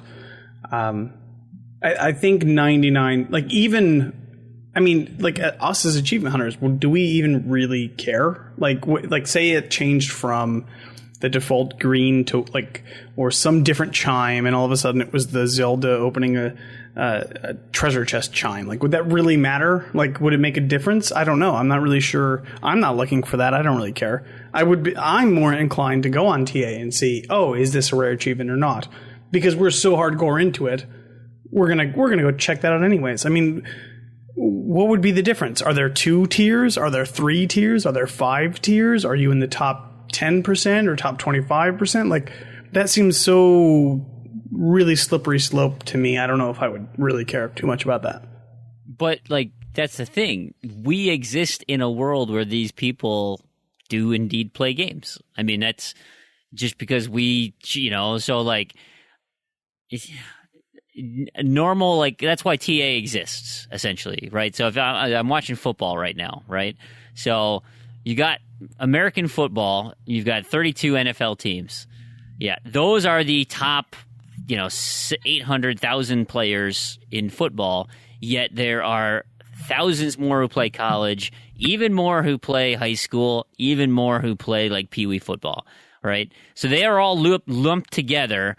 And sure, my son who wants to play football, he's not going to be compared to the people in the NFL. That's a different subset.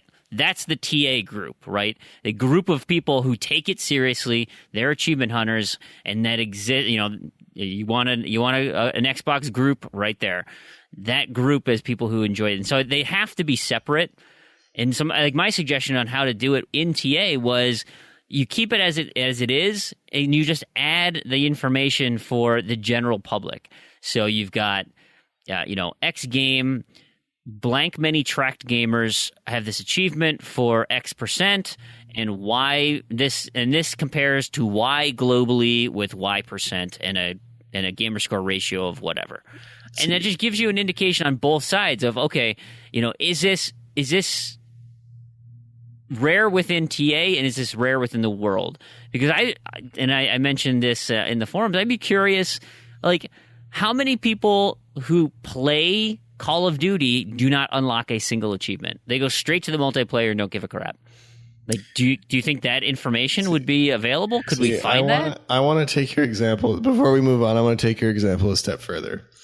So, you're comparing of all the people talking about football, and all of those people presumably care about football. So even if you're playing Pee-wee or whatever the lowest level is, you care about it and know about it to an extent. But not everybody who plays games cares about achievements at all. That would be like catering football. Like, I don't like football at all. I don't care. I don't know anything about it. I don't care to know anything about it. But that would be like taking an aspect of high level football and tailoring it towards me. Fantasy football. And why would you do that? Because you might affect it for those people that actually care about it, in an attempt to maybe entice me that doesn't care about it. And I think that's what would happen with the rare achievements, is you just annoy a bunch of people that care, and then the other people that don't care are like, whatever, it's another one of these stupid things that pops up. It's like, why is it still here? Go away. Why is it making a new noise? Go away. Yeah. Like, to be fair, like the issue I was having was with this idea of a separate noise or some different kind of notification. Let's make them standard across the board. That way it's not confusing to new users. It's not alienating to old users. And then the people who do care have their avenues. We have TA. We have these different ways we can go in and see these things. If we want to somehow incorporate that into that more high level thing, that's fine. But as far as like the base level goes, it's just going to be alienating, and I feel like it's kind of overcomplicating things for no reason. Yeah. Well, and my thing is too is I would like to see the numbers. I would love to see the percentage of globally who has unlocked this achievement, but I don't think there should be a rare category. I don't think that should be there. And like you're saying, Proulx, it's going to overcomplicate things for new users, and it's just not something that anyone who's into it already knows about TA or should. And I really do like that the numbers are going to be there. I think that is cool, but I don't think that you should have some special achievement when it's rare, or even call it that, because it's just going to be like 80% of my achievements are rare, but they're not, because you have so many people. Like, it's just, the pool is just too big to get anything out of it. Maybe. I think, but I don't know. Maybe they have a better idea. I'm totally for it. I like the idea. So I like the idea because I want to see how, and I'm curious, if like for each game, right? Maybe because then you have an idea of how well the game is being sold or perceived, and how far do people go, right? So if it's on a per game basis, like those, let's say BioShock comes out, right? I mean, as you start going deep into the game, are you getting some of those rare notifications like, hey, you know what? You're making it farther than most people do. Completing the game, good for you. Like, most people don't make it this far. Now, is that simply because they just don't want to put the time into it? Or is it because it's difficult and they don't, there are things like that. Like, at some point, you get to look at Geometry Wars, right? Tons of people have played that. That is a high skill game. And so I'd like a little chime to say, hey, congratulations. You got an achievement that a lot of people didn't get. They will have to tweak those numbers, because you're right. I do think, if it's like the top 5%, okay, I think there's a lot of achievements that would fall into that probably don't. But we have the same issue on TA right now. With some of the TA ratios, look at Rare Replay, right? There's just so many achievements. Halo Master Chief, so many achievements. Well, a lot of it is just with Xbox One games in general, because so many people just get them because they're cheap, play it for 5 minutes, pop one achievement, and that's it. Or Games with Gold. Games with Gold, same thing. And that's what you're going to see with everything. Could you imagine zeros?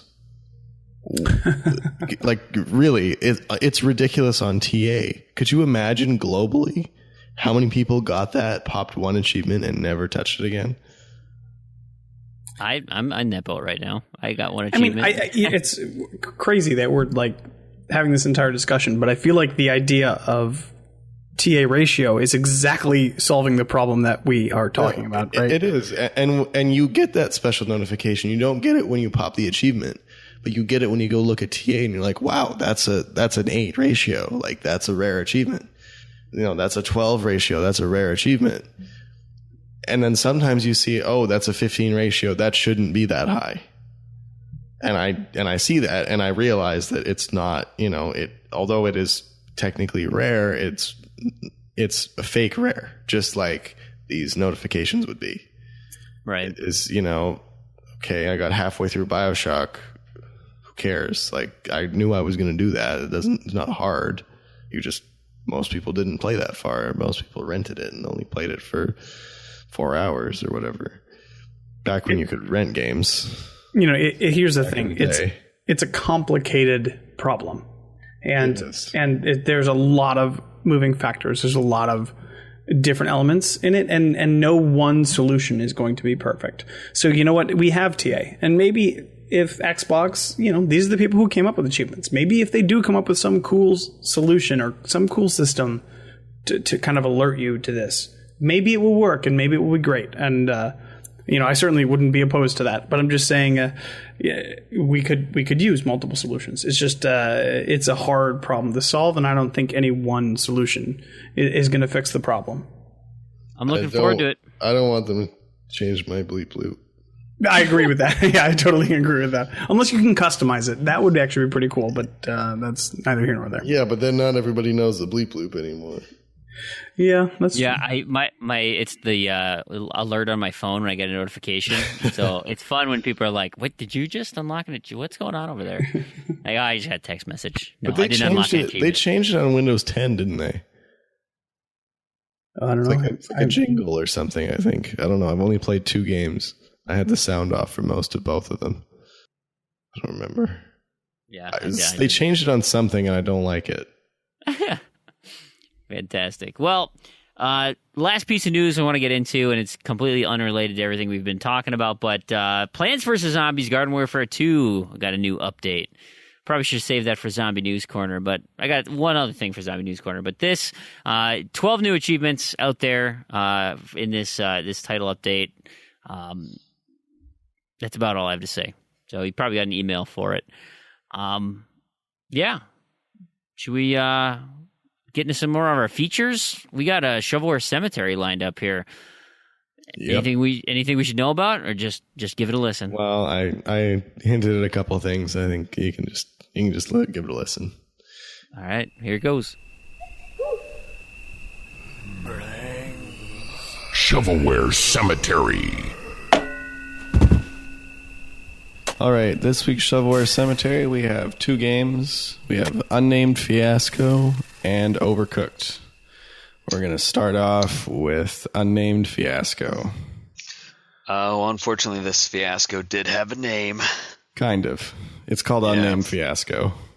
And it is. The name is kind of accurate. Yeah. So I was just going to say, publisher and developer are both Unnamed Fiasco team. It was released on August 17th, 2016, and has an Xbox Live store price of $9.99. Which is kind of steep. Yeah, I think when playing this game, you know, it came to that, you know, trying to explain it. It's like, well, what's it like? Dad beats dad, or it's an action arena game. So local, I mean, you have to play it with local co-op. And there seems to be like, I mean, it tries to have something like 6 game modes, but it doesn't really. Like, they're pretty much all the same, or just slight variations of each other. Yeah, and I think there was a total of 7 maps, which, I mean, the maps were really, in essence, the same thing, because it's all on one screen. Yeah, there's just the platforms were just moved around a little bit. Yeah, and so there's capture the flag. Yeah, so you could do a capture the flag, traditional deathmatch, that pinata one, which I guess gets you random weapons, which so is you can really just in essence a deathmatch. It's just a variant of a deathmatch. Yeah, there's dog tag, the cops and robbers, or police chase, which one person is trying to kill the other people, and the other people just try to avoid getting killed. And I mean, for a local, I mean, if it was, I think we were talking about this, if it was $1, if it was a $2 game, okay, fine, you could have a few people over, but for $10, it's just. And a note too that it doesn't really, it has single player challenges. That's the only aspect that you can play without other local people. So there are no bots. All of these modes are multiplayer. There are no bots and only local multiplayer, aside from the challenges that are just I think there's maybe 4 different challenges with varying degrees of unfair difficulty. Yeah, it's just how fast can you speed run this? So I mean, or how long can you not get hit by these randomly generated grenades? I found those really not fun, like, because it was so inconsistent, and I don't know. It just seemed it just wasn't fun to play. And keep in mind, we did try this. So I was, myself and Planting were both at Damien's house, and we sat down and we tried to play this game, and we gave it a go with local multiplayer too. And it's just, I don't know. It's hard to really have any redeeming features in it. And like you said, if it was like $1 or $2, you have some people over, you can probably get a couple hours out of it, maybe. But really, that's about it. And even that is, we really gave it a go. We tried not to, but I don't think we can not bury this one. Yeah, I think if in terms of just, if you're going for achievements, just to throw it out there, it is completable. 850 gamer score, very easy. You can do with 3 controllers, or 4, because one or two of them require 4-player mode. The only thing that will be a grind is getting for the 100% in the single player challenges. But unless you have straight up $10 to just throw towards achievements, there is, in terms of an actual playable game, it's just, I can't even give it purgatory. It's just it was so rushed and so expensive for how little. I mean, there's other, as I said, you could play Dad Beats Dad. At least that gave a tutorial at the beginning, so you weren't thrust in and kind of confused on how's this game mode working. And they put a little bit more into the character development and just, how the interaction is. Clash, same thing. I mean, not that Clash was a great game. It was about as quick as this, but I guess that's kind of the thing. For just the $10 price point, it's just, this is all you get. Very lackluster. So that was another thing I don't think we really touched on that much, is it just throws you right in and doesn't explain anything. There's no explanation. You're just there. This game mode happens, and then someone wins. Yeah. When we were playing it, like, someone would just win, and we're like, how did we, other than deathmatch, obviously we knew how deathmatch won, but pretty much it was just kind of not great. Buried. Yeah. And the one other thing I will note is it does say E for everyone, or E10, where the achievements do have swear words in them. I thought that was hysterical. I didn't realize it was rated E. Yeah, it's rated E. But they took out one of the letters and replaced it with a star. You're right. So it's fine. Yeah, the do not get killed in a police chase game. F star CK de police, and comeback is a B star BTCH. I don't know what those words are. I'm sure my 8-year-old son doesn't either. So awesome stuff for the kids. All right. Yep. So with that, let's actually move over to Let's something bury that was that a little one more. and move on. Yeah. Yeah. Buried. Try not to spend 10 minutes on it. Overcooked. So this was published by Team 17, makers of those fine Worms games, developed by Ghost Town Games. It was released on August 3rd, 2016. It is a simulation construction management and has an Xbox Live store price of it's an Xbox Live store price of $16.99. So Overcooked, I guess I think of it as like a Sally's Salon, but made for console. I don't know. I think there's a lot more management aspect to this than Sally's Salon. Oh yeah. And at its core, it really is a management game. It is not. It's not like a Tropico management game, but it is where time is also a resource. And that's how I look at it. It is a management game where time is a resource with action elements. So it's a lot of fun. Yeah. So I was actually streaming this earlier on Beam with my wife and son playing this. So we were actually doing 3-player local co-ops. And now the one thing I will say that I am slightly disappointed in is the co-op all has to be basically couch co-op. And for you to actually get 100% in this to 3-star all of the levels needed, you're going to have to do it with 2 people. Single player, you don't have to. It is possible but, to do single player. It is just very difficult. Yeah, it would be easier with 2 good people. And for gamer score rounding people, first achievement, 1 gamer score, last achievement, 199. So if you want to end on a 5 or a 0, you're pretty much going. There's 1 or 2 achievements you can get with like you can miss in between those, but pretty much if you want an even gamer score, you're going for the completion. Yep. But I'm still playing it with my family. It's fun. I think it's challenging. Definitely single player, you're trying to, use your bumpers to control the multiple people. And, you should listen to my wife yell at my son when he starts running into people. And it's a fun. Yeah, it's definitely challenging. It's challenging in a very good way. It feels very fair at all times. And you get that if you mess up.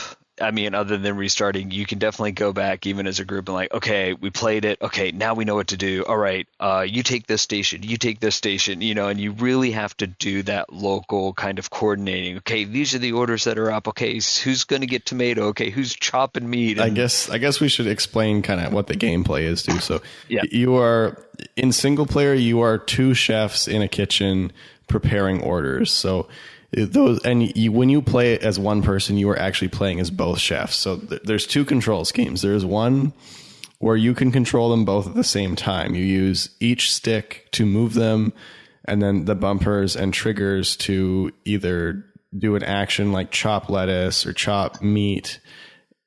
Pick up, chop lettuce, chop meat, chop whatever. And then the other action is pick up and put down these items. So you move them around. You move around the kitchen, and you manage where the food is, what you're doing with both chefs, because the actions take time. So when you're chopping the lettuce, you can then switch to the other chef to do something while that chef is chopping. Or when you put the soup on the stove or the meat on the stove, it takes time to cook, and things like that. So. The other control scheme is where you're not. Now, I think the controlling both at the same time would hurt your brain a lot. Like, you would have to be super, super coordinated and just like have crazy mental abilities to be able to look at the screen and control 2 things like that effectively at once. The way doing 2 different tasks. Exactly. The way I've been playing is the kind of, I would say, the normal people way, where you control each chef one at a time, and you press the bumpers to switch between them. So Yeah. I would say, you know, Chef A goes to chop lettuce while Chef B gets out more ingredients. Well, Chef A finishes up the lettuce, and then you swap really quick. That way you actually get a dash as well. So when you're controlling them both at once, they can't dash. But if you're swapping between them, you can dash, which kind of helps you make up the inevitable wait time on the, you know, when you're switching tasks.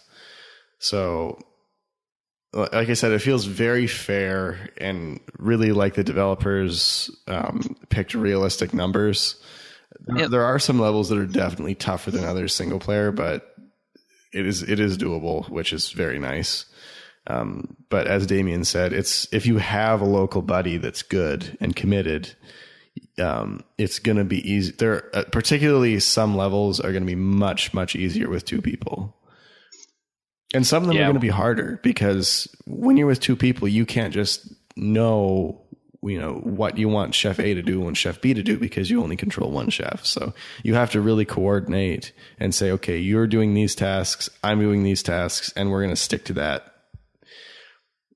Yeah. So again, I think, as I said, it's playing it with somebody else. You definitely have to coordinate. It definitely makes it, as I said, it's something that I found that my wife, who's not we'll say she's a filthy casual. My son, who's just, I mean, it's a game we all agreed on. We like it. It's, they're having fun. My son, I mean, he definitely goes, he still has that mindset of, oh, well, it's not Skylanders. And you're, but it's whatever. You didn't pay for either game. You don't know. But for the context we put things, the fact that I could see everybody in our house playing this game at that same kind of where it came in at a price point, and that it is something that's going to take, I would say if you had two people, like as you said, that are good off the bat, you could probably get through and 3-star all the levels within 6 to 8 hours. And I think that's what they have. For sure. Yeah. And then it has a versus mode too. So if you don't want to play cooperatively and you just want to go head to head and see if you can beat your friends, they have that too. I think the only thing, as I said, I personally am disappointed is they didn't go for a online co-op. A lot of this ID stuff is, I'm finding that's where it's really lacking. People just don't want to take the time to figure out online networking. So or pay for it. I mean, I'm sure it's not cheap to get Microsoft to host a server for your game either. But at the same time, when we're talking, what is it, a $17 price point? Yeah. Like, that's getting in the realm where, the game is really good. Like, I do think it's worth the money, but it's at that point where, okay, I'm paying a pretty premium price. It should probably have online multiplayer. Yeah. But I think everything else, the controlling is, the fact that they give you different methodologies of how you want to control it, but the controlling is smooth. I mean, I do get frustrated when you're trying to pick something up and you're focused on the speed. I guess that's the thing, because you're rushing to do things and the controlling is very precise. You'll miss picking things up, but it's because you're going too fast. I mean, I think that's where it's very fast paced. Oh yeah. And I mean, we're talking like a level is, I don't think I've had one longer than 5 minutes yet. Yeah. And you're doing many, many tasks in that 5 minutes. Oh yeah. It's a speed thing. So the precision, the controls are solid. I think everything for what you did get in the package, everything they've executed on very well. The only things that I really have is kind of that disappointment is like, wow, at the price, it would have been really nice to have an online, but taking that away, what we were given and how it plays, it's solid, easy to understand. The story is actually kind of funny. They did put a story together. I like it. It's very cheesy, but it's funny. It's better than not being there. Like it adds to the game. Is I think really ultimately, because they could have had this game with no story. It would have worked fine. Yeah. But it's just kind of nice to add in the story. Lots of character variety too. I like that. Yeah. Not so much from the start, but you unlock a lot of new characters quite quickly.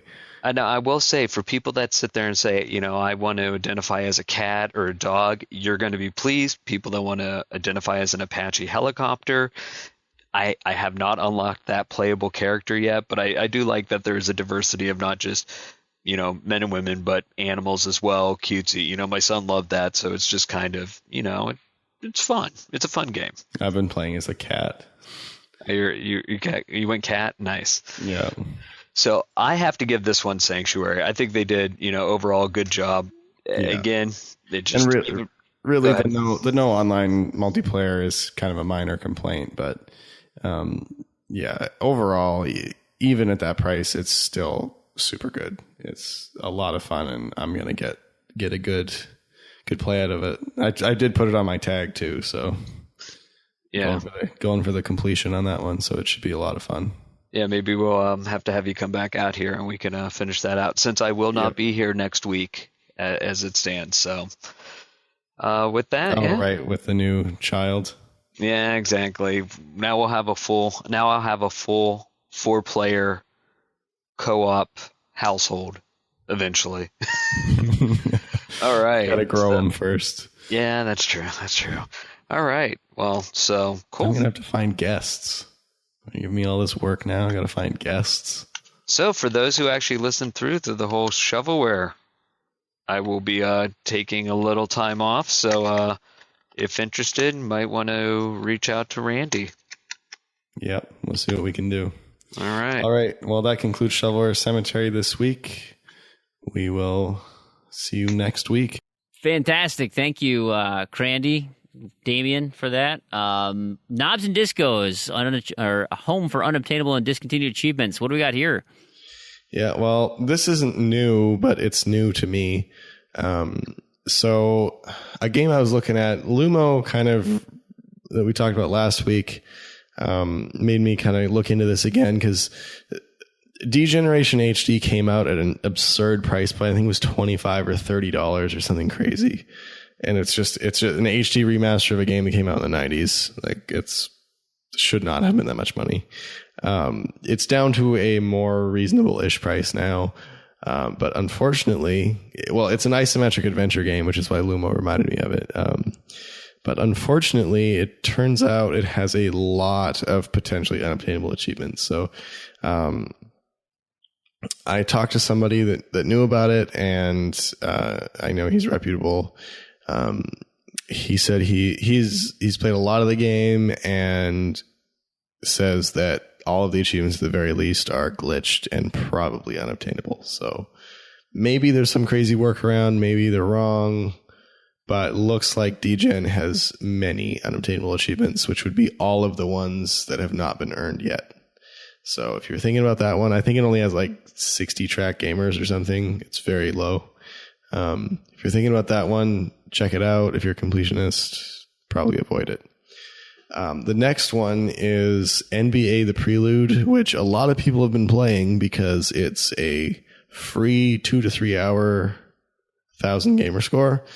Sometimes. Because what can happen is if the game crashes, I don't know if you quit the game or if it crashes, but it's definitely after you finish the game. And there have been many reports of it after it crashes that this happens too, is it informs you it's a demo and then permanently locks you out of it. So if you have any locked achievements, you're not getting them. They're locked forever. So all the achievements work fine. It's just you can get to very easily get to a state in the game where you can no longer play it. Yeah. And there's no workaround. Told you. I was real worried about that, Proulx. Was real worried about that. Yeah, I never quit, so I didn't have any problems. Yeah. My Xbox overheated 4 times. So, yeah. But I think it's still save stated, so I was okay. Okay. But yeah, the problem is with the crashing is there was one that I was reading today where the guy crashed before the tutorial. Like the game just, killed itself. And he opened it up and could not play. Popped one achievement. Locked the rest forever. So I suppose there is also the possibility that when the full game releases, if you have the full game, it will let you play the prelude again.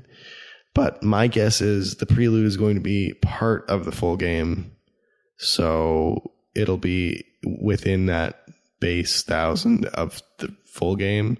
So I'm probably going to give this one a pass. I was going to do it, get that free 1,000 points. But with the high risk of it, it seems to crash a lot by the sounds of things, like more than it should, and the potential of having stuff locked forever. I think I'm going to give it a pass. Don't be a quitter. Well, I'm not a quitter, but I just don't want to have those permanently locked achievements. I can get 100% on Xbox One still, so I'm going to preserve that for now. Anyway. Do what you can. Do what you can. All right. We got a slew of backwards compatible titles that showed up this week. Bejeweled 3, Death Spank, The Thongs of Virtue. That's a terrible name, by the way. Gatling Gears, Quicks, Of Orcs and Men, Bayonetta, De Blob 2, and Arkanoid Live. It's quite the selection there. And as far as game delays go, Bloodstained, Ritual of the Night, the Kickstarter Metroidvania by Iga. That is not coming out until 2018.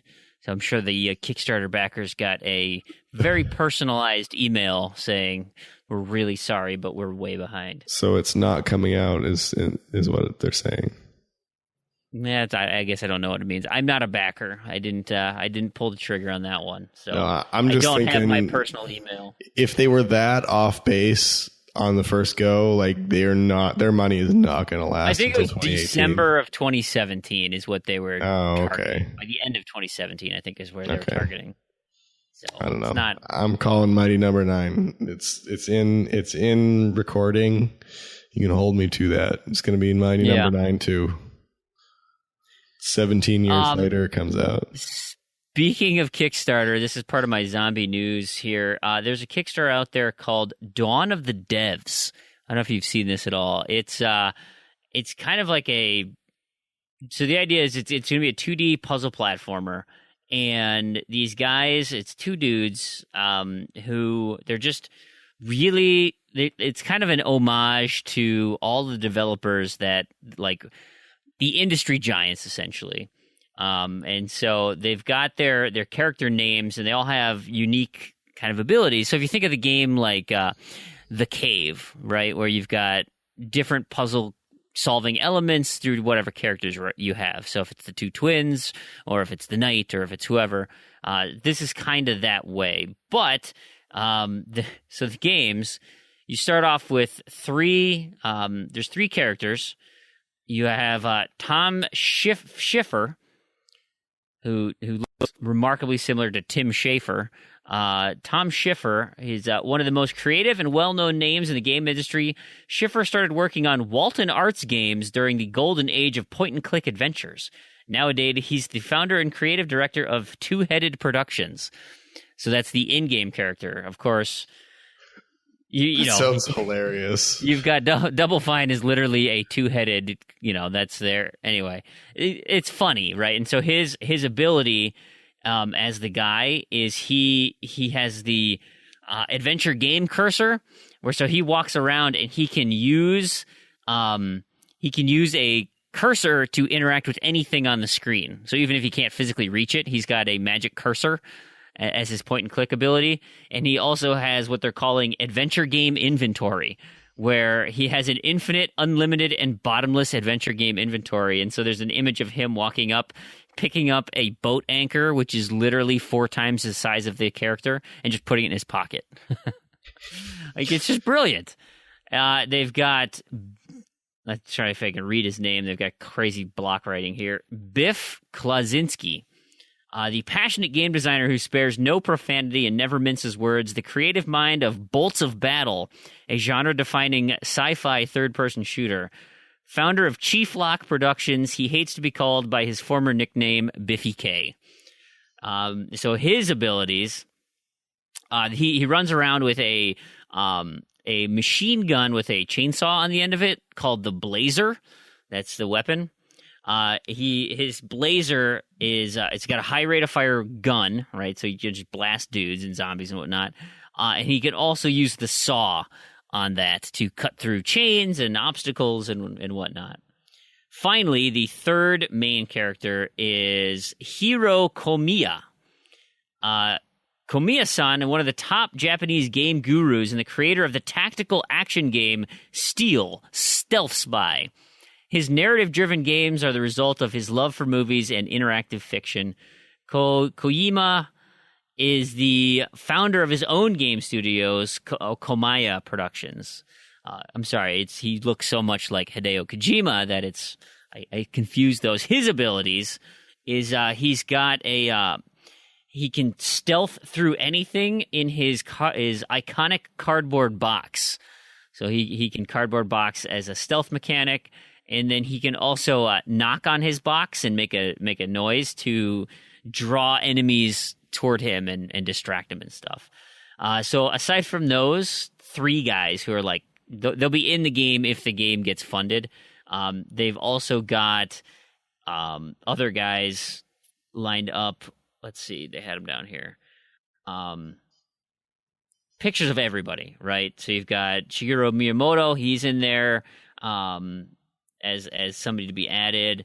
The Nick Gable, which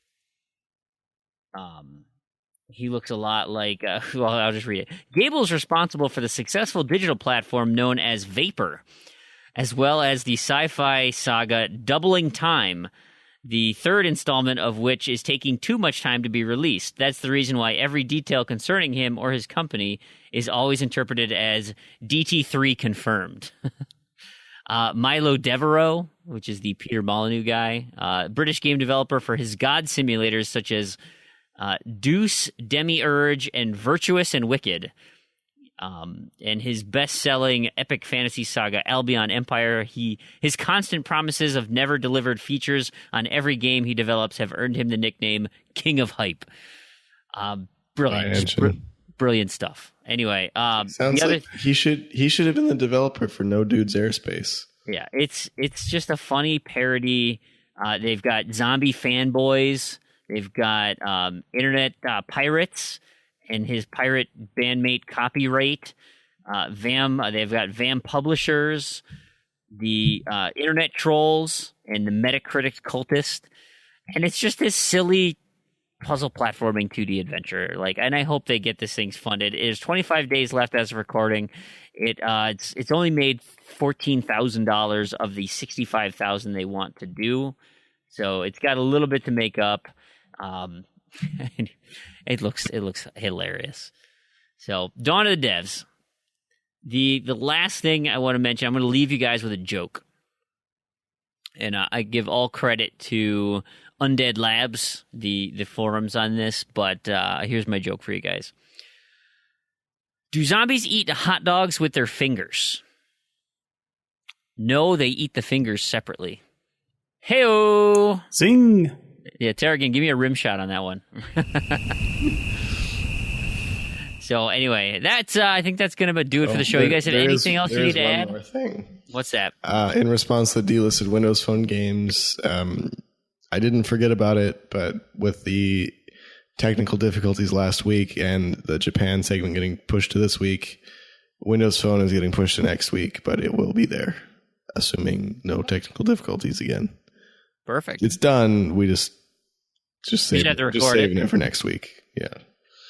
Because otherwise we're going to be like 4 hours again. So for sure. What do you guys got planned this week? Anything that you need to get tackled? You got more to-do list stuff? Any games in particular you're going after? I should probably do Wolfenstein this week. I was going to say more Wolfenstein. Yeah, I'll be doing...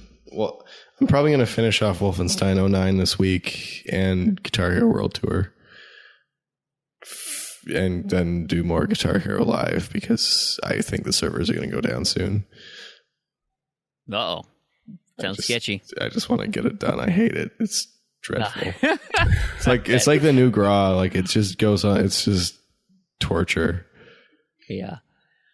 That's the worst. All right, well, hey, that's about it for our show then, guys. I want to thank everyone for listening. I hope you enjoyed it. It was been a lot of fun tonight. And if you guys are out there listening and you also enjoyed it or want to help us out, one of the best free ways to do it is to give us a rating on your favorite podcast app. Give us a thumbs up, stars, whatever you feel like it's worth. That is a fantastic way to support the show. Of course, you can check out our website, z2z.com. That's you'll find the show notes, credits to anyone that we've mentioned in the show, links to things like those Pokemon fusions you want to take a look at, those monsters that we talked about earlier. Of course, Twitter is a fantastic avenue to talk to us at Z2Z, ZEDTOZED. We've got that email address, contact@z2z.com. Discourse, our discourse forums, discourse.z2z.com, and then come chat with us over at Discord. And with that, I want to thank all of those sites that help make this show possible. Libsyn, Discord, Trello, Twitter, Discourse, and Zencaster. You guys provide awesome tools for our show.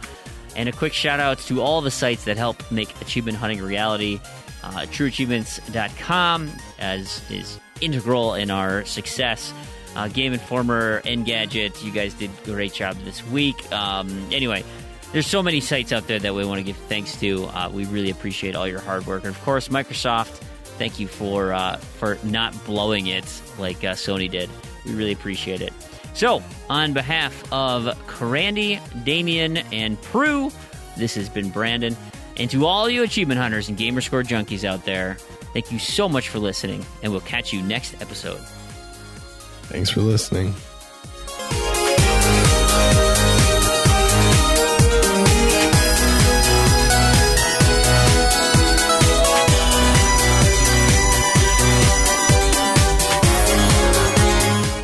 I think the cookie's better.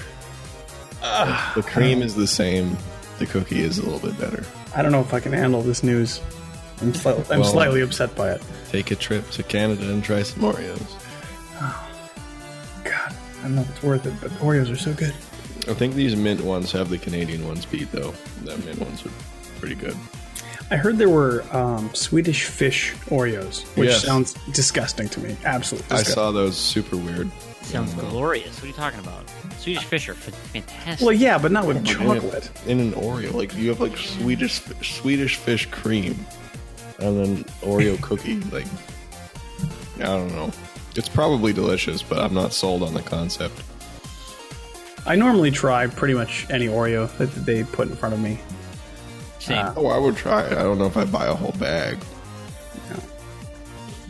You know, actually, I got into a discussion about this with my friends before. And is that what you call it? You say that it's a bag of Oreos? Well, I called it a bag of Oreos because it used to be in a bag. Now it's in those weird plastic pulley top. Right. So what would you say? That's it? I mean, technically, I suppose it's a bag, but you also kind of... I've heard people say it's a box, and it's certainly not a box. I think it's a carton. I go with tray. A tray actually was probably would be what I would say. Yeah, I would agree with that. Tray it's tough though. A carton. Carton would that makes sense to me too. Yeah, but it's tough. Tray or carton. I think both of those are good. But yeah, I just call it a bag because it used to be a bag. With the rolly top and the pushy things. I don't remember Oreos being in a bag, but maybe that was just Canada. Yeah, maybe that was a Canadian thing. I don't know. But were they always in those pull top things here?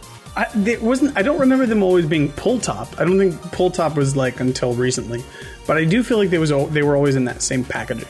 Well, they always had the plastic thing inside. Yeah. But they used to come in. At least I thought they always used to come in like it was like a plastic lined paper bag thing. Like it looked like if you took the tray out and gave it to someone, they would say that was a bag with like a twist tie type top. But it's not. You don't twist tie it. You just twist it over. It's got metal things in it that you can bend, and it holds it in place. I'm looking up 90s Oreos now. 100 years of Oreo packaging on BuzzFeed. That's interesting. No, it's been out for 100 years. Apparently, I guess. I don't know.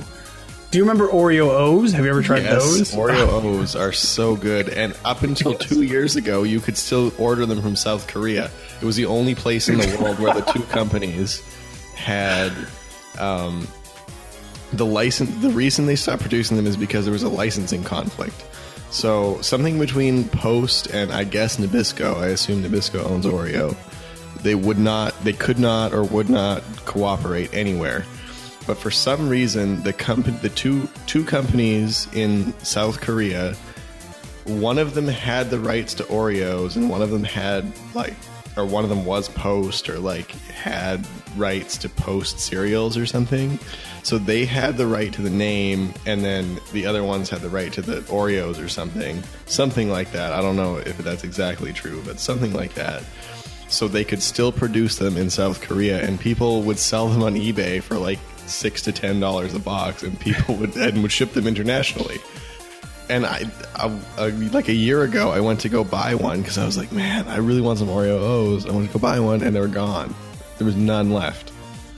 And then I looked it up, and something happened. Like the South Korean government banned horrible cereals or something.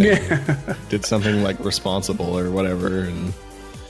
So I'm Google imaging searching 90s Oreos, right? And there's two things that stick out to me. First of all, there was at some point a cheeseburger Oreo, which is so gross. I'm looking at that too. I can't even imagine that. But for you, Randy, there was, I don't even know why this comes up under this, but a Pepsi AM. Are you aware of this? Because that looks disgusting as well. What? And I just found watermelon Oreos. Now, those are probably delicious because I'm a big fan of artificial watermelon flavor.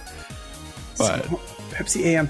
Can you cook up in the morning and putting a pot of Pepsi on? It's got a, I guess it's probably a coffee flavored top of the can, and then it goes to white. I assume it's probably a coffee flavored Pepsi, but that sounds disgusting. Oh, Coke did a thing like that too, where it had coffee in it. It was like a coffee cola. It was I think it was just part coffee and part cola, and then they mixed it together or something. So it had more caffeine because it was part coffee. I don't remember. It was called Coke. Contains more caffeine than a regular Pepsi and marketed as a morning drink. Introduced in 1989 and discontinued in 1990. It sounds terrible. It has a very late 80s, early 90s looking can, which is fantastic. Anyways, I'm sure I took that off track. I'm sorry. Oh, that's fine. We are recording. What would it be without our usual soda? Yeah. Oh, here it is. Coca-Cola Black. That's what it's called. The one I was just talking about. Ugh. Sounds terrible. Does sound terrible. All right. Okay, so just to finish this off, to close this, Coca-Cola Black was a coffee-flavored soft drink. And a mid-calorie drink. So I get... Oh, I thought it said mid-caffeine. No, I don't know. I guess it was... So not a ton of high fructose corn syrup. A nice mix of artificial sweetener and high fructose corn syrup. Get the best of both poisons. Yeah, it didn't have an exceptional amount of caffeine in it, so I don't know what. Exceptional. What does that mean? Do you have a number? I love that word, yeah. 46 milligrams. That's per... Mountain Dew has 37. 240 mils, though. So I guess it did have a little more. Yeah. Oh, all here it's compared. Yeah, so 46 milligrams caffeine versus 23 in a Coke Classic. The same size. So, a bit more.